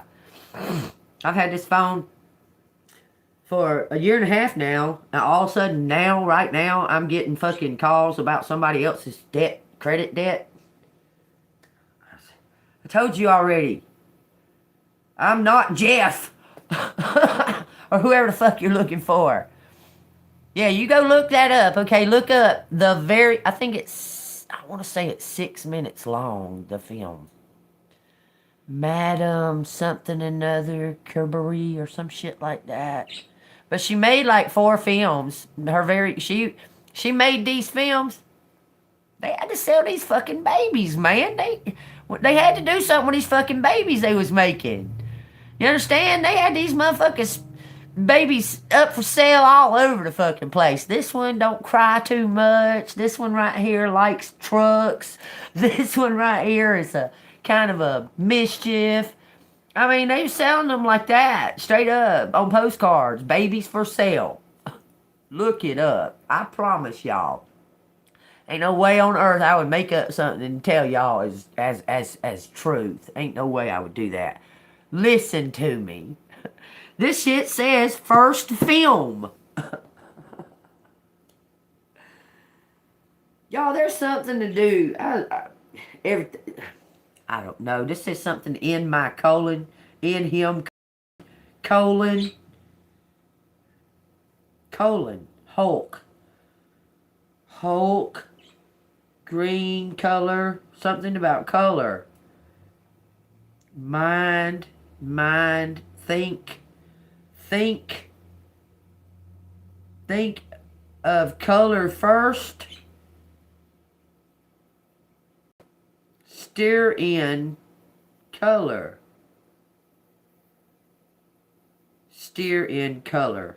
This is Musk again. There's reason when I say the word again and again, it's there. I'm being told to focus and see that. Oh, you need to check it out. So for real, very first movie ever made, ever called. That one for a guy named Fred. Fred sounds like a made-up name to me. I don't know why. It just does. I don't know why. It says something about a Ford. The color of a Ford. Ford is tint. There's something about tinted, maybe the tinted windows. Local, I don't know. Color.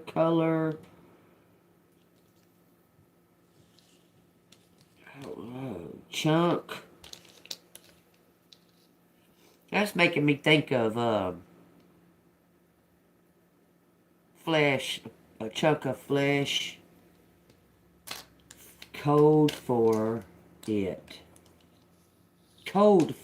Old for it is old. Chunk. Huck. Shuck. Muck. Mock. Smoke. Mold.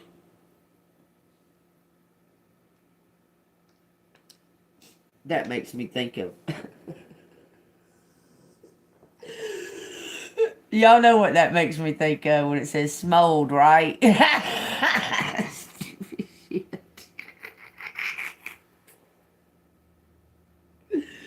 What were them? Scully and Smolder? I'm for it. Somebody says they too old for something. I'm for it. Too old. I do. Something about loud, shouted off the rooftops. This says small and extra large. It keeps showing me that too. Extra large. Inches. Someone changed. Someone doesn't look the same.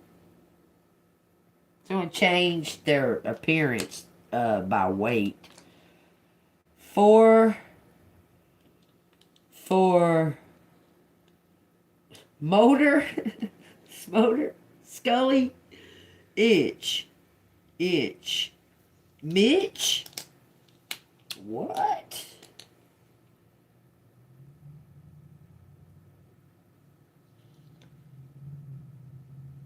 Lord, foul. Ordering, adorn, nope. Idiot. Mitch is an idiot. What it says he's an idiot. Maybe he's calling himself an idiot. Somebody's an idiot. Idiot, anyway. Chirk.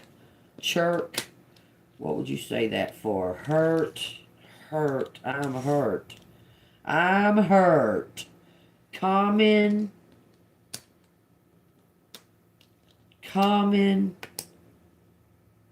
Lust. There's something about a shirt here. I did use common ID. Him use common ID.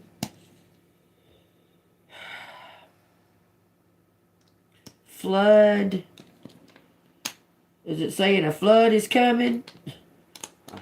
I don't doubt that. I don't doubt that there's going to be a flood and volcanoes and earthquakes and all of that at the same motherfucking time. I wouldn't doubt that one single bit. Not a single tiny bit. I wouldn't doubt it. I guess because when God says he finished, he done, man. I mean, I wouldn't doubt it. Some kind of mood.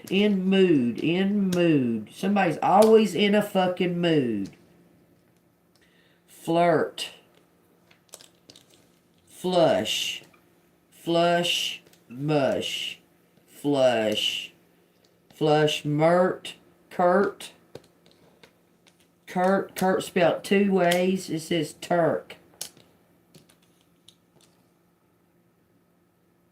Mom in mood. Rush.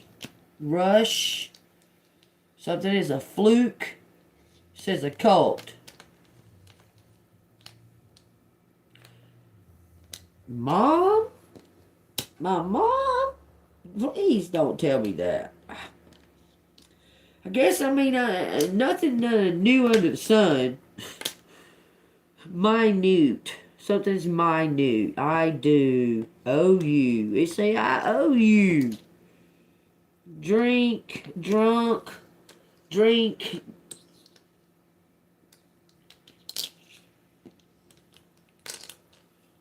Flush. Cut it. Somebody is went to a rehab. What mom has to do with it? Momo, maybe? What about Om? Maybe that's what it is. Om? No. Momo? Whatever that means. Homo? You can't get rehabbed if you're a true... I'm just saying... They say you're born that way. I don't know how you can be, but apparently you can be, but you're born like that. That's why God made you a woman. I'm just saying, or a man. You're not born like that. You're not born that way.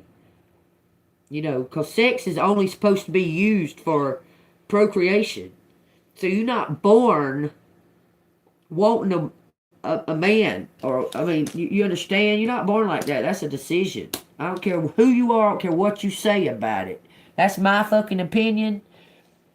If God wanted you to be a fucking man, he'd have made you a man. If he wanted you to be a woman, he'd have made you a fucking woman. That's my opinion about it. If he wanted you to have a real skinny fucking nose, you know what? He'd have gave you one. He wouldn't have gave you big fat fucking flats, whatever the hell nose that is. But it makes you you.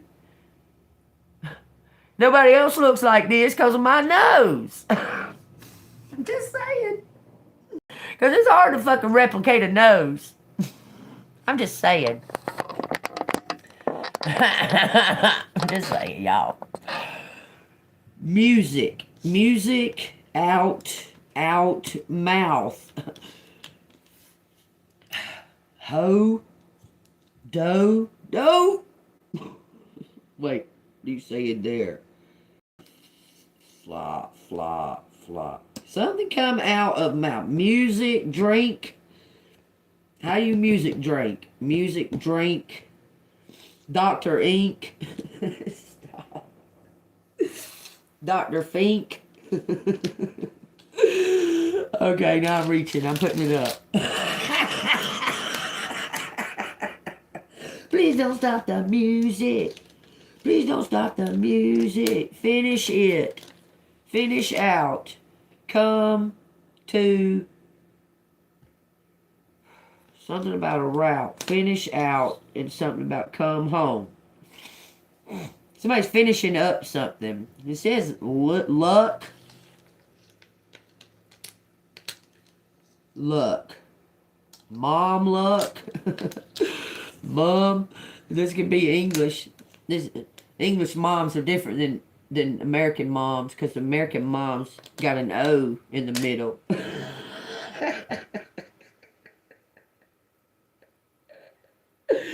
I'm dumb. When I want to be. It says something about thorough. Somebody was thorough. It says something about my mind. Something about a mind. Mind of.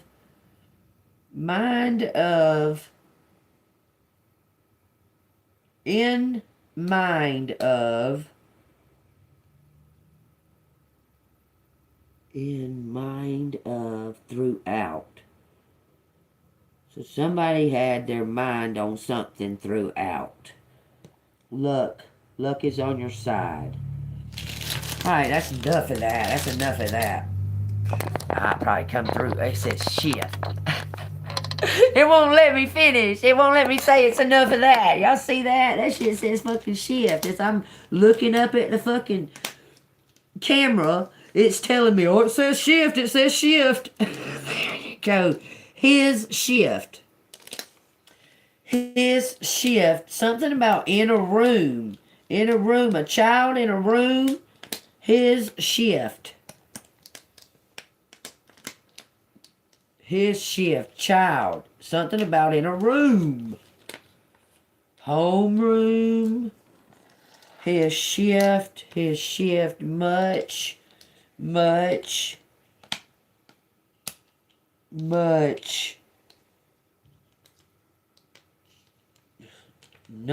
Many numbers in a room. Shift. His shift. Child. Hum. Monk. Queen. First. Child. First. Room. First 3 rooms. Dirt. Lift.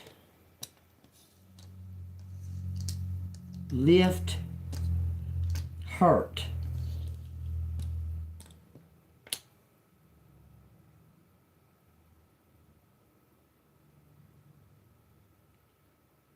Lift shirt. I'm done. I am fucking done with that shit right there. I'm just fucking done with it. If y'all see something else in them letters, maybe in a classroom, that's possibly. It says for too. It spells out the word for. Spells out for, or torn. Torn. Hurt. Torn. Torn. It says torn. T-O-R-N. Torn. This fucking shit spells school.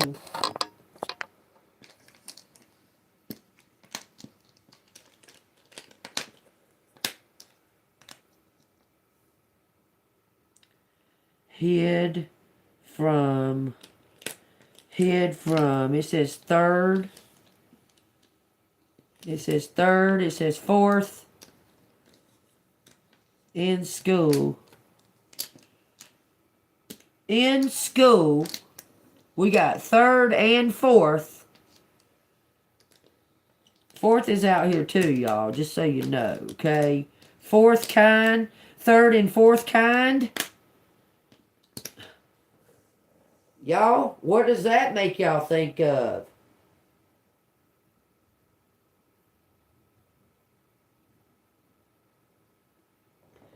Quit school. In fourth, third and fourth? What the fuck?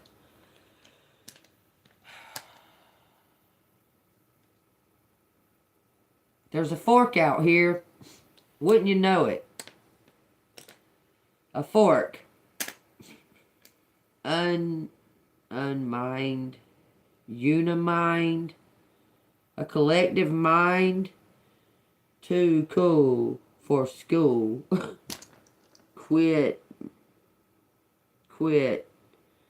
Hound. Hound. Quit for hound. Quit for mound. Quit for. Quit for. Forcing. Forced. Somebody was forced to quit school. For music.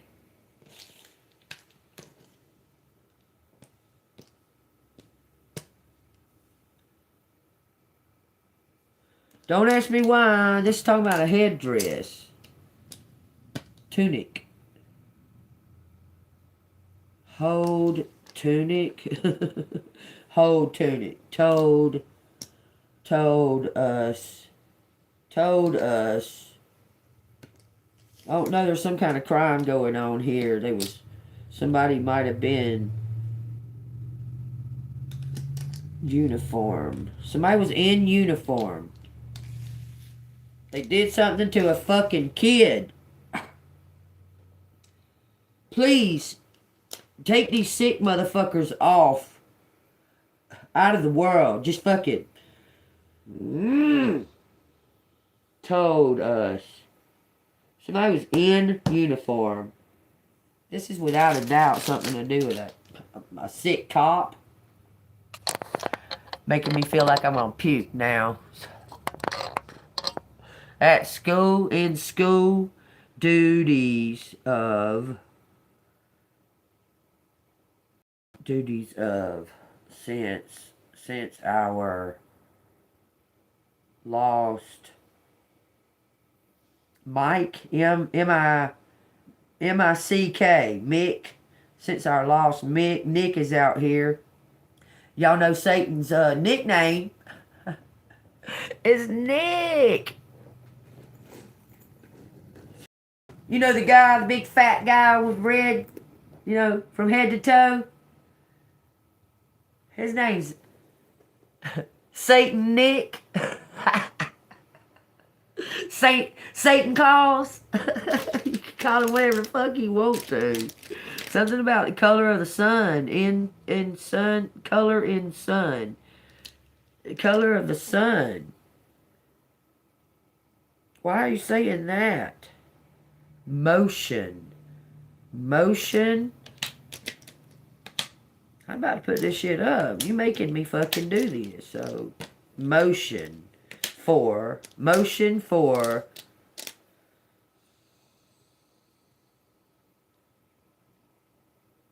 first motion. First motion. Loud mouth is Chris. Y'all have to look at this shit. Look at this. Out of nowhere. First motion. Chris. It says Christ too. Of Christ. First motion of Christ. It says Zion. MK Ol. So something's been hidden about our history. Stool, lost. It's something about our history. Lost history of Zion. Okay, so that leads me to, I seen a thing the other day.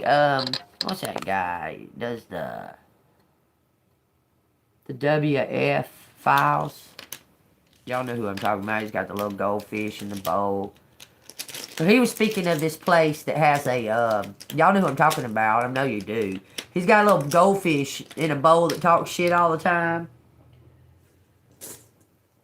There's something files. Anyway, it looks like it says what the fuck, but it don't. It says WF or something like that. Mink. ID. MK. NMK. Somebody was in an NK program. It says quiz. The shit says quiz. I didn't see that the whole fucking time until just now. When there's 4 letters out there. It said quiz. It said MK. It says N. There's like 6 letters. I don't know. That's what it said. It said mink, quiz, MK, Liz. Think that doesn't resonate. No, it's not accurate. Well, it can be some true, but it's not accurate in no kind of fucking way. They made that shit up, okay? I'm just saying, okay? I'm just saying. Say for instance, okay. Well, let me finish what I was saying real quick first, because I'll forget. Fuck. I done forgot. Hold on. What was I saying? What was I talking about right before I looked down there and seen that?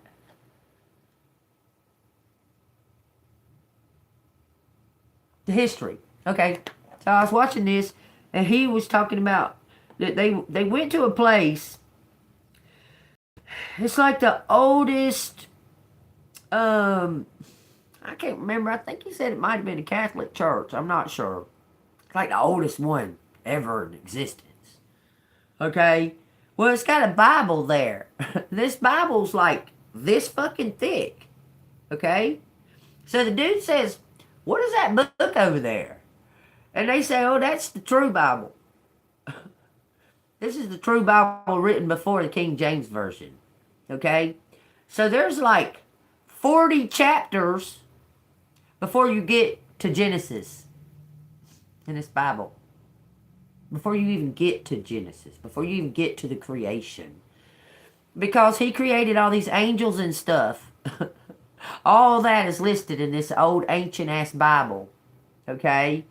That he created all these angels first. Which we know that. We already know because he made the heavens and the earth. But it goes into detail. It tells us all about these fucking angels and the fallen ones and all about it. All about that stuff. Y'all, there's a reason they omitted that from us. I mean, like, okay, if you're going to tell a story about, okay, you and somebody got into it, okay? You and somebody got into it, da-da-da-da-da-da. Well, you're going to tell your version of it. Okay? I'm just saying. You're going to tell your own version of it.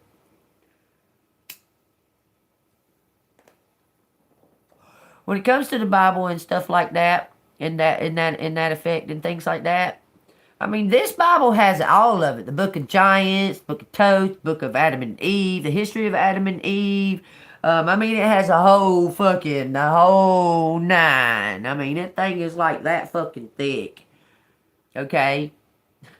Before King James got a hold to it. Because it, You gotta think like they do too sometimes, okay? Like the King James Version is a... He was trying to bring his doctrine along with Christianity and paganism. He was trying to mix it all together as one religion. King James was. You know, he had like 5,000 monks, I think it was. 5,000 monks sit down and reinterpret the Bible. So, I'm just saying. But the Bible does tell you to use your own discernment, okay? I'm telling you. And that's in anything. Anything and everything. Anything and everything. I think this is talking about the color. Because there's something, it kept saying colors, okay? Colors of the sun, yeah, the color. The sun is a different color than what I ever remember. And all that kind of shit just kind of blows my mind because what's strange, y'all, I'm being real fucking honest here. Real honest here. Before I died, and yeah, I was going through shit, and yeah, the world was already changing. But when I come back, I'm in a different fucking world, man. The sun looks different and everything. I'm in a different... Came back to a different dimension than what I originally was in.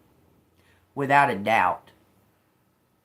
I don't know if you call it time travel, because time don't exist. But I came into a different dimension. I came back into a different dimension. Without a doubt. No doubt about it. It's hard to describe. But I was dead. And what felt like... I don't know. It felt like eternity when I was there. It felt like I was there for eternity. And they gave me a choice and a decision. And I chose to come back because they said that I'm needed here. And I chose to come back. And then when I got back here, I was pissed. I was fucking mad that I made that decision. But my spirit knew higher. My spirit knew the highest good. I'm just saying.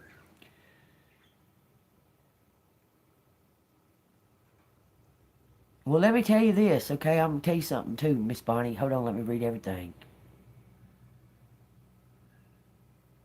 Yes, the true... Okay, well, that's not the only part that really matters, but it's the new covenant is the what you should embrace. The old covenant, the old ways, those are there to tell you about the genealogy, DNA, and how we're related, and how we relate to those families, and those, because we're all related to those people. Okay? Like, we're all descendants of all those people that they talk about in the Bible. That's what that's there for. That's to tell us about it prior to. Okay? So, I mean, it's important. The whole Bible is important, okay?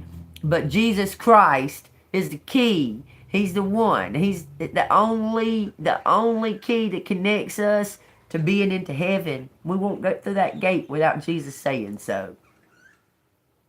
So yeah, I recommend that you read, like I said, I would start in John. Go back to Genesis. Then maybe somewhere like in Psalms or something like that a little bit. Okay, to get the gist of the ways of thinking back then. And Isaiah is an entire summary of the entirety of the Old Testament and the New Testament, but it's in the Old Testament. So read Isaiah, and you're going to see how it speaks of Jesus Christ prior to him being here. Okay? So y'all read it like that, and it's going to help you. It's going to help you bring a more sensible understanding of it. Okay? Because they place those books in those orders. You understand? Mankind placed those books and put those books in those orders for us to see. Okay? But God is telling me to tell you this is how you should see it so you can get a more understanding of what you're reading. Okay? That's true. Right. Okay. Oh yeah, Miss Bonnie. What I was gonna tell you about. Okay. My mama had a Bible like that too. That sat under our. We had a table sort of like this, and it sat under there. It was real big, you know. It had a picture of Jesus on the front of it, and that. Well, I was watching that thing. Y'all remember I told y'all I was watching that thing with this old hippie, this old rich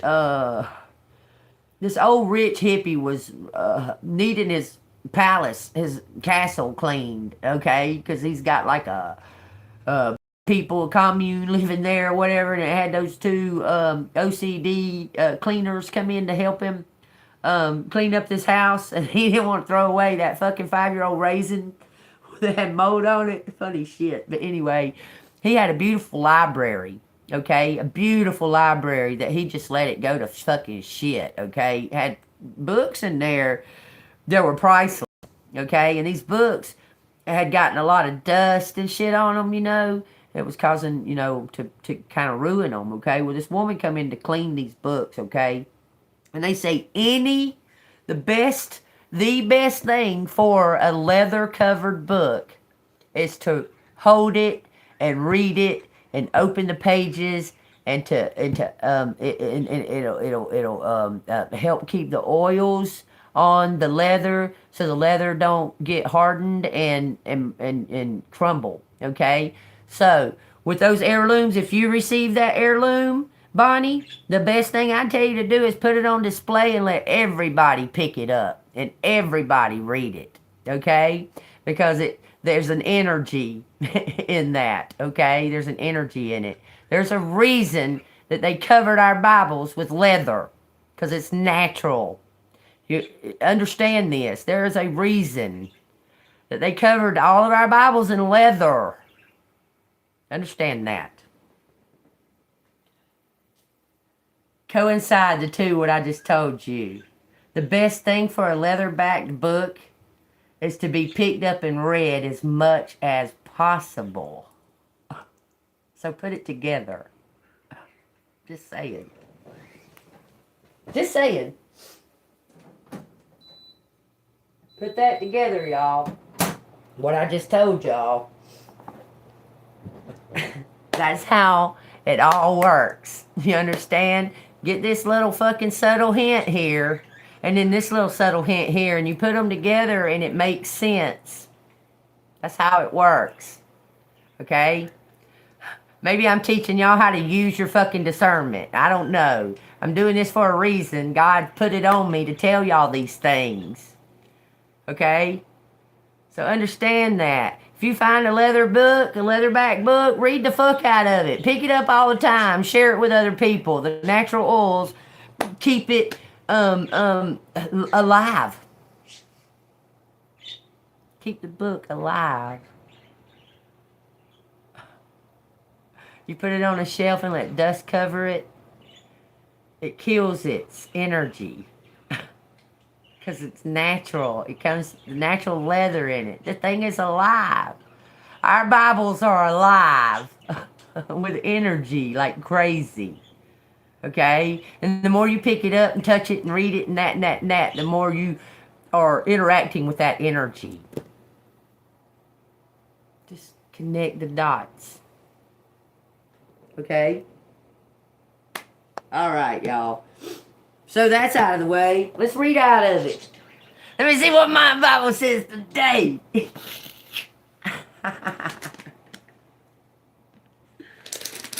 What you want to say to us today, Bible? I know you got some very wise words to put on us. Psalms, page 665.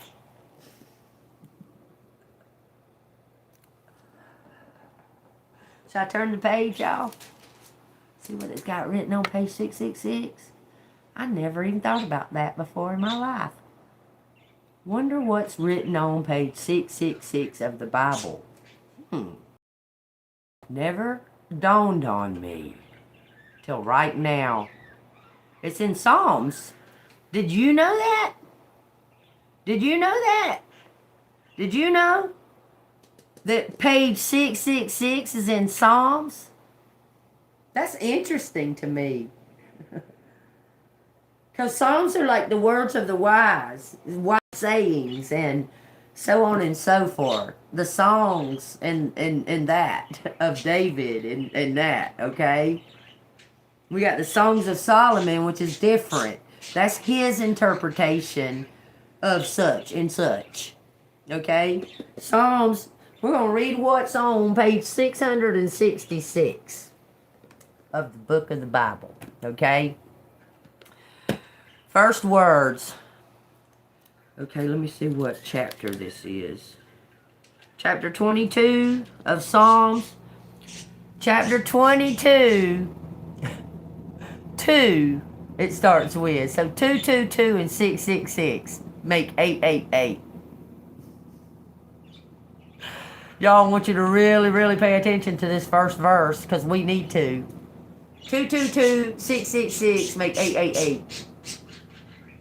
So the very first verse is Psalms 22, 2 on page 666. All right, here it goes.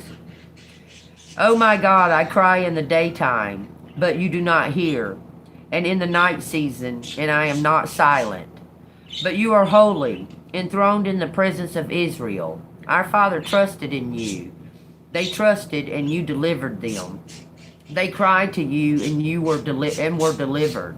They trusted in you, and were not ashamed. But I am a worm, and no man. The diary of a worm, y'all. Just remember that I posted that. That thing was very interesting. It wouldn't let me record the whole thing. Y'all go look at that little skit and the importance of a worm on the earth. Very important. If we didn't have worms, we'd be fucked. Just saying. Worms and bees. Just think about that, okay? Anyway, it says, but I am a worm and no man, a reproach of men, and despised by the people. It says, all those who see me ridicule me. Gosh, if this ain't hitting home, y'all. Think about it. It says, they shoot out the lip, they shake the head, and saying, he trusted in the Lord, let him rescue him. It says, let him deliver him, since he delights in him. But you are he who took me out of the womb. You made me trust while on my mother's breast. I was cast upon you from birth. My mother's womb, you have been my God. From my mother's womb, you've been my God. It says, but not far from me, for trouble is near, for there is none to help. Many bulls have surrounded me, strong bulls have encircled me. They gape me with their mouths, like a raging and roaring lion. I am poured out like water, and all my bones are out of joint. My heart is like wax. It has melted within me because of all these people that are hateful to him, okay? That's why. Because of all the people that are hateful. It's causing them to feel self not having no confidence. It's caused my heart to melt. It's disappointing. It hurts that they're hating on me. Okay, that's what this is saying. Okay, but I've been a part of you from my birth, Lord, and you've been with me, and I entrusted you when I was only just a mere babe. Okay, and these haters are saying, "Oh, ha ha ha, ha ha ha," to you. Let the Lord save you. Instead of helping you, they're ridiculing you and putting you down. It's caused your heart to falter, okay? It says, my strength is dried up like a potsherd, and my tongue clings to my jaws. You have brought me to the dust of death. For dogs have surrounded me. The transgression of the wicked have enclosed me. They pierced my hands and my feet. I can count all of my bones. Y'all, let's talk about Jesus in the Old Testament. Praise the Lord. Talking about Jesus in the Old Testament. Psalms, Old Testament. Page 666, talking about Jesus. They pierced his hands and his feet. God, dog, I can't count all my bones. They look and stare at me. They divide my garments among them, and for my clothing they cast lots. Talking about Jesus. But you, O Lord, do not be far from me. O my strength, hasten to help me. Deliver me from the sword, my precious life from the power of the dog. Save me from the lion's mouth and from the horns of the wild oxen. You have answered me. I will declare your name to my brethren. In the midst of the assembly I will praise you. You who fear the Lord, praise him. All you descendants of Jacob, glorify him and fear him. All you offspring of Israel, for he has not despised nor harbored the affliction of the afflicted. Then I'm going to read the rest of it because it's on page 667. Nor has he hidden his face from him, but when he cried to him, he heard. My praise shall be of you in the great assembly. I will pay my vows before those who fear him. The poor shall eat and be satisfied. Those who seek him will praise the Lord. Let your heart live forever. All the ends of the world shall remember and turn to the Lord, and all the families of the nations shall worship before you. For the kingdom is the Lord's, and he rules over the nations. All the prosperous of the earth shall eat and worship. All those who go down to the dust shall bow before him, even he who cannot keep himself alive. A posterity shall serve him. It will be recounted of the Lord to the next generation. They will come and declare his righteousness to the people who will be born, that he has done all this. Amen. Y'all, learn something new every day. Every day. I don't know, elated that I found out that what's on page 666 is in Psalms, and it's speaking of the Lord, of Jesus Christ in the Old Testament. Hallelujah. Thank you, Spirit. I thank you so much. I really thank you so much. Just confirming everything I say, y'all.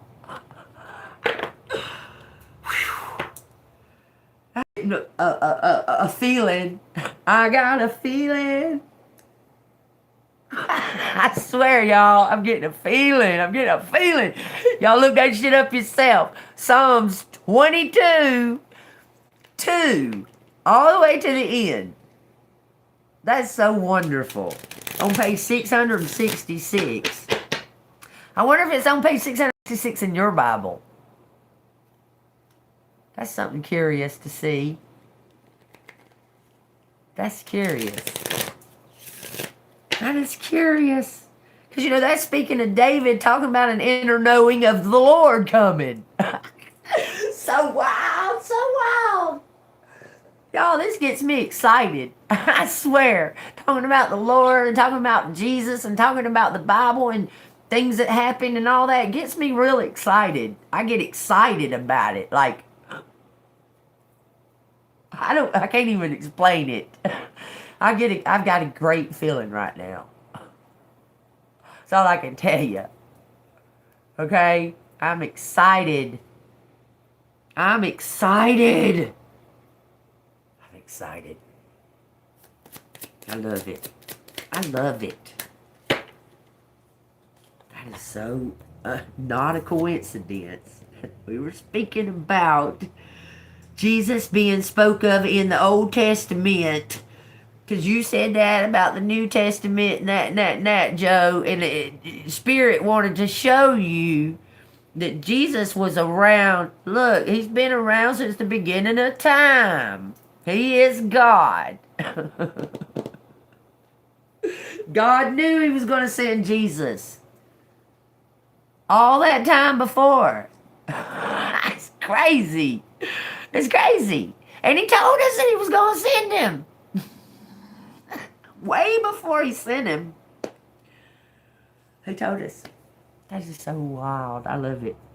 If you frequently give yourself permission to doodle, wander, or be totally unproductive, daydream, that kind of thing, you actually relish daydreaming and such, I can guarantee that your genius, creativity, and productivity will increase exponentially. Okay? Um, you have put in your intent, okay? You've placed your intent with God. God, I would like to see. And now it's time to just daydream and fantasize and visualize and, because you put in the work. It's time for you to rest. I mean, they're saying just be unproductive. I mean, I know that sounds, but you've done the work. It's so hard to just explain it to someone that may not be all together with it yet. Understand that you've been doing what God has placed upon you, and that rewards are coming. You're going to be adorated, okay? You're going to be acknowledged by God, okay? Saying that, read your Bible and you look and see what abundant gifts are given to those that are obedient to the Lord.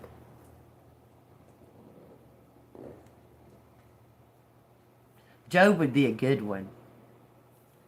Job, oh Job. That one there, boy. Job would test us. You'll be like,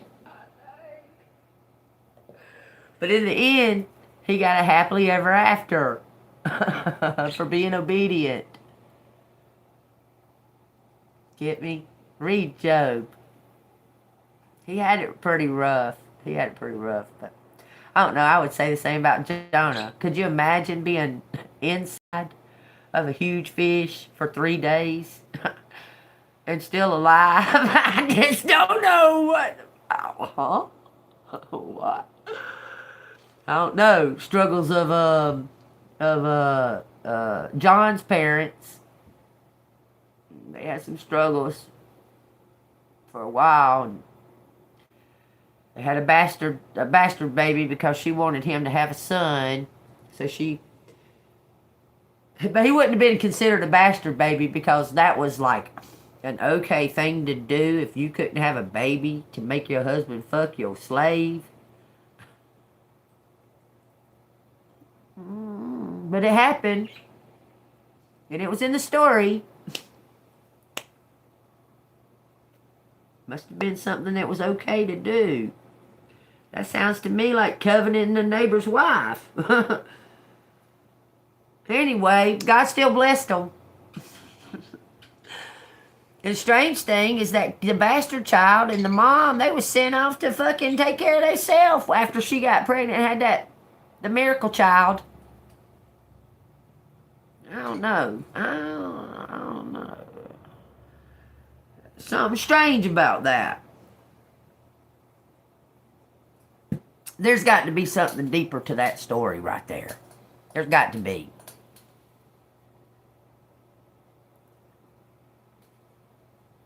Oh, yeah. Yeah, they call it a job, a Job. Yeah, they do.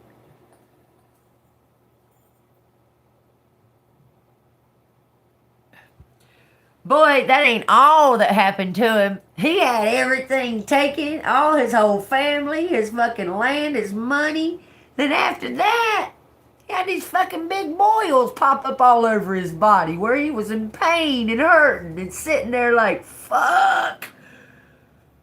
And his buddies was like, where's your God? He was like, oh, he's here. He's here, trust me. I know he's here. I feel him. He's here. This is all for a reason. Him sitting there with boils all over his body. Fucking painful boils. Where he can't even hardly walk. Telling these motherfuckers, yeah, he's here with me. I feel him. And when you know God, you know him. You don't forget what it feels like for him to be in your presence. I'm just saying. Even though you might have been wounded, hurt, God is always still here with me, even though this happened to me. Just saying. Okay? That's a test. Because that happened to you, that little minute thing on the flesh body, that you're going to turn away from God? Really? Because this is a minute thing. Yeah, it may seem like, yeah, it seems huge. and it's painful, and it hurt, and it's fucked up that it happened to me. But it didn't make me turn away from God, and I believe that that's what its intent was.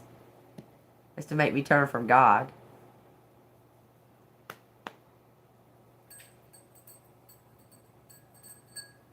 Yes, God, I'm a... When I say my best friend, y'all, I don't hang out with people. Jesus has always been my best friend. Maybe that's my... I don't know. Nah. I'm different. I don't even know if I would approach me if I wasn't me. Because I'm different. I'm not dangerous, but people assume I could hurt your ass, but I'm not dangerous. I wouldn't initially try to hurt you or think of that. But if you fucking buck up or try to act stupid on me, but let me tell you this, okay?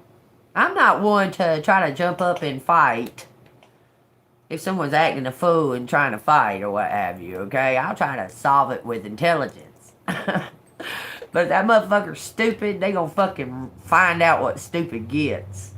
Okay? I'm just saying. I've never been the one ever, not ever in my life, have I ever took the first swing on somebody.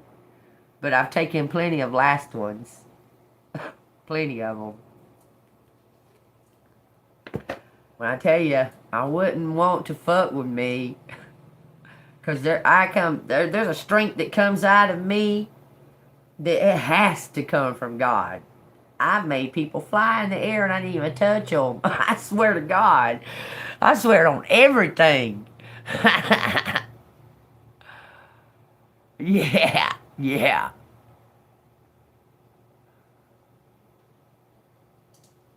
Yeah. I do understand. I do understand. Because I get underestimated too. Because I'm kind. I'm a kind person. I'm a kind-hearted person. I help anybody. You fuck me over, motherfucker. Yep. You gonna see me fuck you over with a smile, and I'm gonna be honest and truthful about it. It ain't gonna be nothing hidden. Okay? I'm just telling you. Period. But I'm a kind person. I really am. Anyhow, it says, I wanted to ask you. What? It says, I said as we walked the path to Birthday Hill about robins. What's the story of robins? I feel like I remember some kind of connection to Nanny. You're killing me, Spirit, with this. This chapter's called Birthday Hill. Somebody's birthright, y'all, from the womb. It said in the Bible, somebody is connected to this from the womb, from the birth, from the start. Nanny is very significant for me. God. I feel like I remember some kind of connection to Nanny.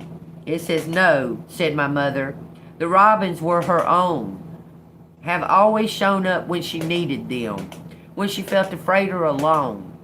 I didn't ask her for more details. My mind reached towards the moment, hesitated, and held back. That bird is so crazy. He's flipping the mirror around to make it make that noise up against the cage.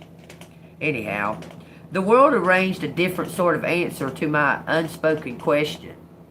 Pay attention what it's saying. The world arranged a different answer to my unspoken question. It says, when we sat on the bench outside the temple atop Birthday Hill to have our photo taken and layered into the place, a robin duly appeared. Behind us, on the bench, a child's sweater waited to be reclaimed. Among my most frequently indulged hypocrisies stands my attitude towards my mother and coincidences. My coincidences, which are full of beauty and meaning, stem from my interest in the world, while her coincidences stem from her interest in herself. It is this part of me that wants to clip the robins of my mother's meaning, or to set it in the story I fashion on my own. I want to perceive the robin's significance, not inherit it. You hear that? God, I hope you hear what it just said. The sun's magnetic field is about twice as strong as Earth's, and in the darkness of sunspots, several thousand times more so. When sunspots are numerous, the rise in solar activity can lead to the release of a solar flare, a burst of energy that, when it reaches our planet, can cause disruptions to the Earth's magnetic fields. Compasses go askew, power grids fail. Birds who rely upon magnetic fields to aid in their migration become disoriented. Though a link has been proposed between migration and magnetic fields as early as the 19th century, it is only recently that scientists develop a plausible explanation for the mechanics of the relationship, with a particular focus on the case of the European robins, a slightly different species from the British robins. Beginning a little over a decade ago, she proposed that the link between the bird's movement and the Earth's magnetic field can be traced to the protein in the back of the robin's eye, which is stimulated by blue light. Y'all, that's something else. Our eyes, oh my God. Our eyes are alien. Just saying. Our eyes are alien to the rest of our body.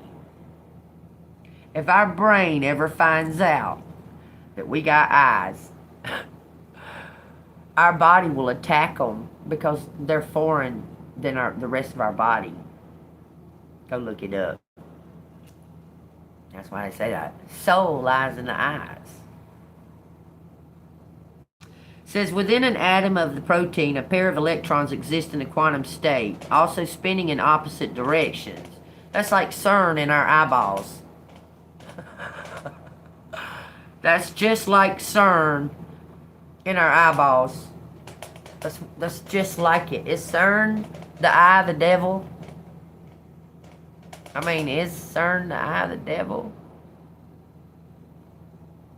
It says when light protons enter the bird's retina, one of these electrons is relocated to another atom nearby, but its spin remains coordinated with the electron in the original atomic home. Because electrons carry a negative charge, the two atoms are shifted out of a neutral electromagnetic state. One is now positive and the other now negative, like a car battery. And the electrons form what we call a radical pair. Sounds like a twin flame situation. Huh? A radical pair. Just thinking about it. It says, according to the physicist Jim Kali, that makes me think of Kundalini when I see that. I don't know why, but it does. According to Jim, this quantum entanglement means that though the pair no longer share the same space, their fates remain intertwined. This is a crazy wild. What does that mean for the robin? As the bird moves in relation to the magnetic field, the two charged atoms react, thereby changing the chemical reaction of the molecule that inhabited and the signals it can produce. In effect, those signals permeate the robin to see where it is in relation to the magnetic field and use this information in its migratory navigation. That is crazy. This combination of this happening with blue lights. Y'all, have y'all ever heard blue beam? Y'all just put it all together, okay? It's a big old puzzle. Just connect what I'm saying to you, please, okay? Anyhow, asked in 1802 about the reason for his frequent attendance at scientific lectures at the Royal Institution, the poet Samuel Taylor Coleridge is said to have replied it was to renew his stock of metaphors. Some in the science cringe at such use, fearing, and often with good reason, the misapplication or misunderstanding of their work. Quantum entanglement is especially vulnerable to poetic exploitation, as it both upsets an understanding of the world in which things can exist in only one state or place and time, and confirms a common wish for a bond that with which that it is at a distance. Thus, space keeps us apart. Our minds or lives may yet be linked. I try to hold my bond with my mother steady to try to navigate our relationship with care, but it is subject to frequent flares and storms. When she was in labor with me, my mother says she had a vision. A circle of faces looking down at me coming into the world. Mysterious guardians. And then I was born, with a piece of the atomic call still over my face. They call that a veil. Okay? Among the myths associated with such births, that the child will be lucky or cursed, or capable of supernatural visions, or that the call itself can protect its owner from drowning. They call it a veil, a birth veil, okay? Recently, knowing of my growing obsession with Virginia Woolf, my mother told me she thought one of the faces watching over me might have been an author. It says, though I smiled, I struggled to believe her. It was too convenient a link to life I wanted to keep to myself. Later, mind wandering back towards my mother's story, I stumbled over a sudden and very loud question.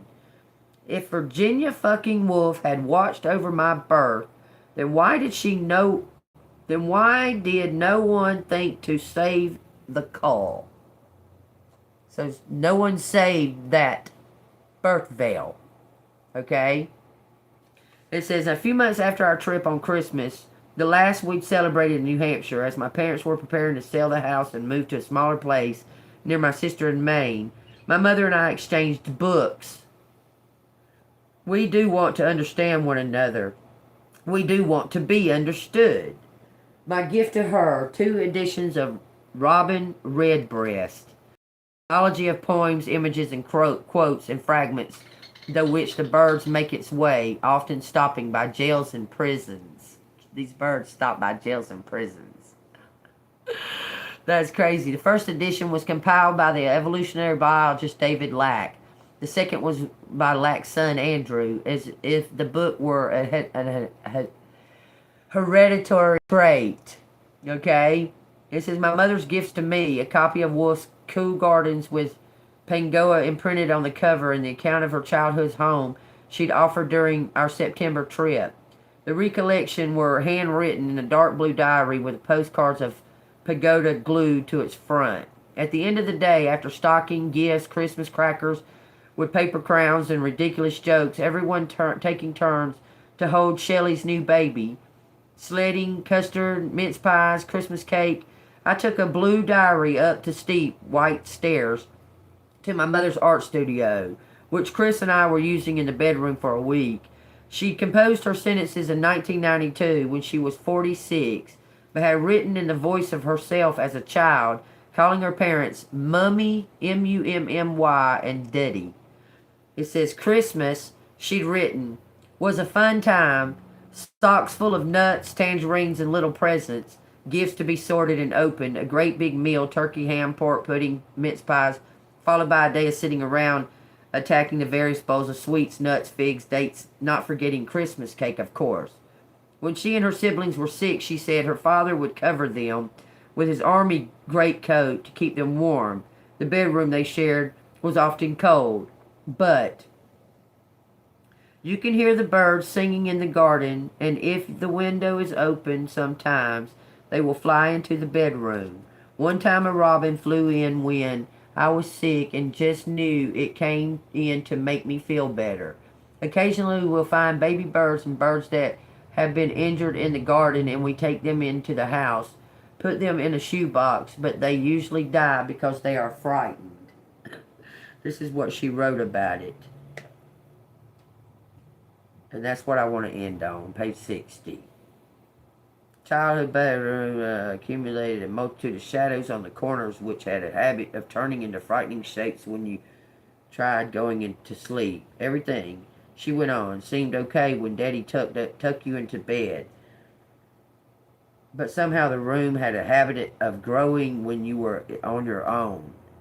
Holding my mother's blue book, I gazed through the window without seeing everything, an evening blue shadow on the snow. Instead, my mind brought forth a sense of Woolf's 1927 novel, To the Lighthouse, in which the family's youngest daughter, Cam, has trouble falling asleep because of the presence of the boar skull in the children's bedroom.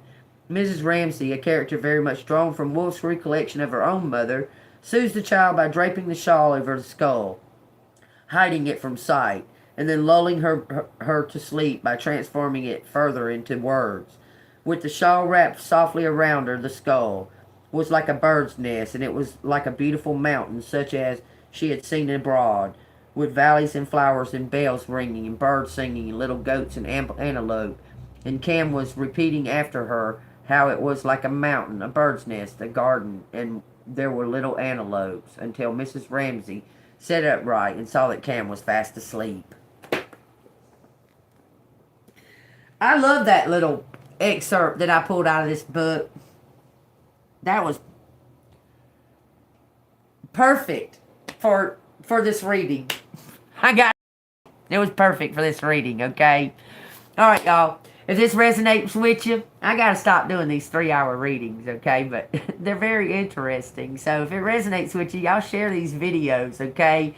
And tell them, look, don't worry about what time it is, because, look, you'll forget about the time once you get in the room. You'll forget all about that it's been 3 fucking hours. Okay. All right, y'all. Y'all stay golden. If y'all like to donate to the channel, it's Cash App $AngelMoon6237. It's for Gene Bean. If you'd like to donate to me, I would appreciate it. Let me know what you think about my work. Okay. All right, y'all. And hit that bell notification. Y'all wouldn't believe 78% of y'all are repeat coming back and watch and don't subscribe. What's up with that? Just hit the fucking button. Okay? Just saying. And I will see you on the flip side. Y'all stay golden, pony boy. See you later.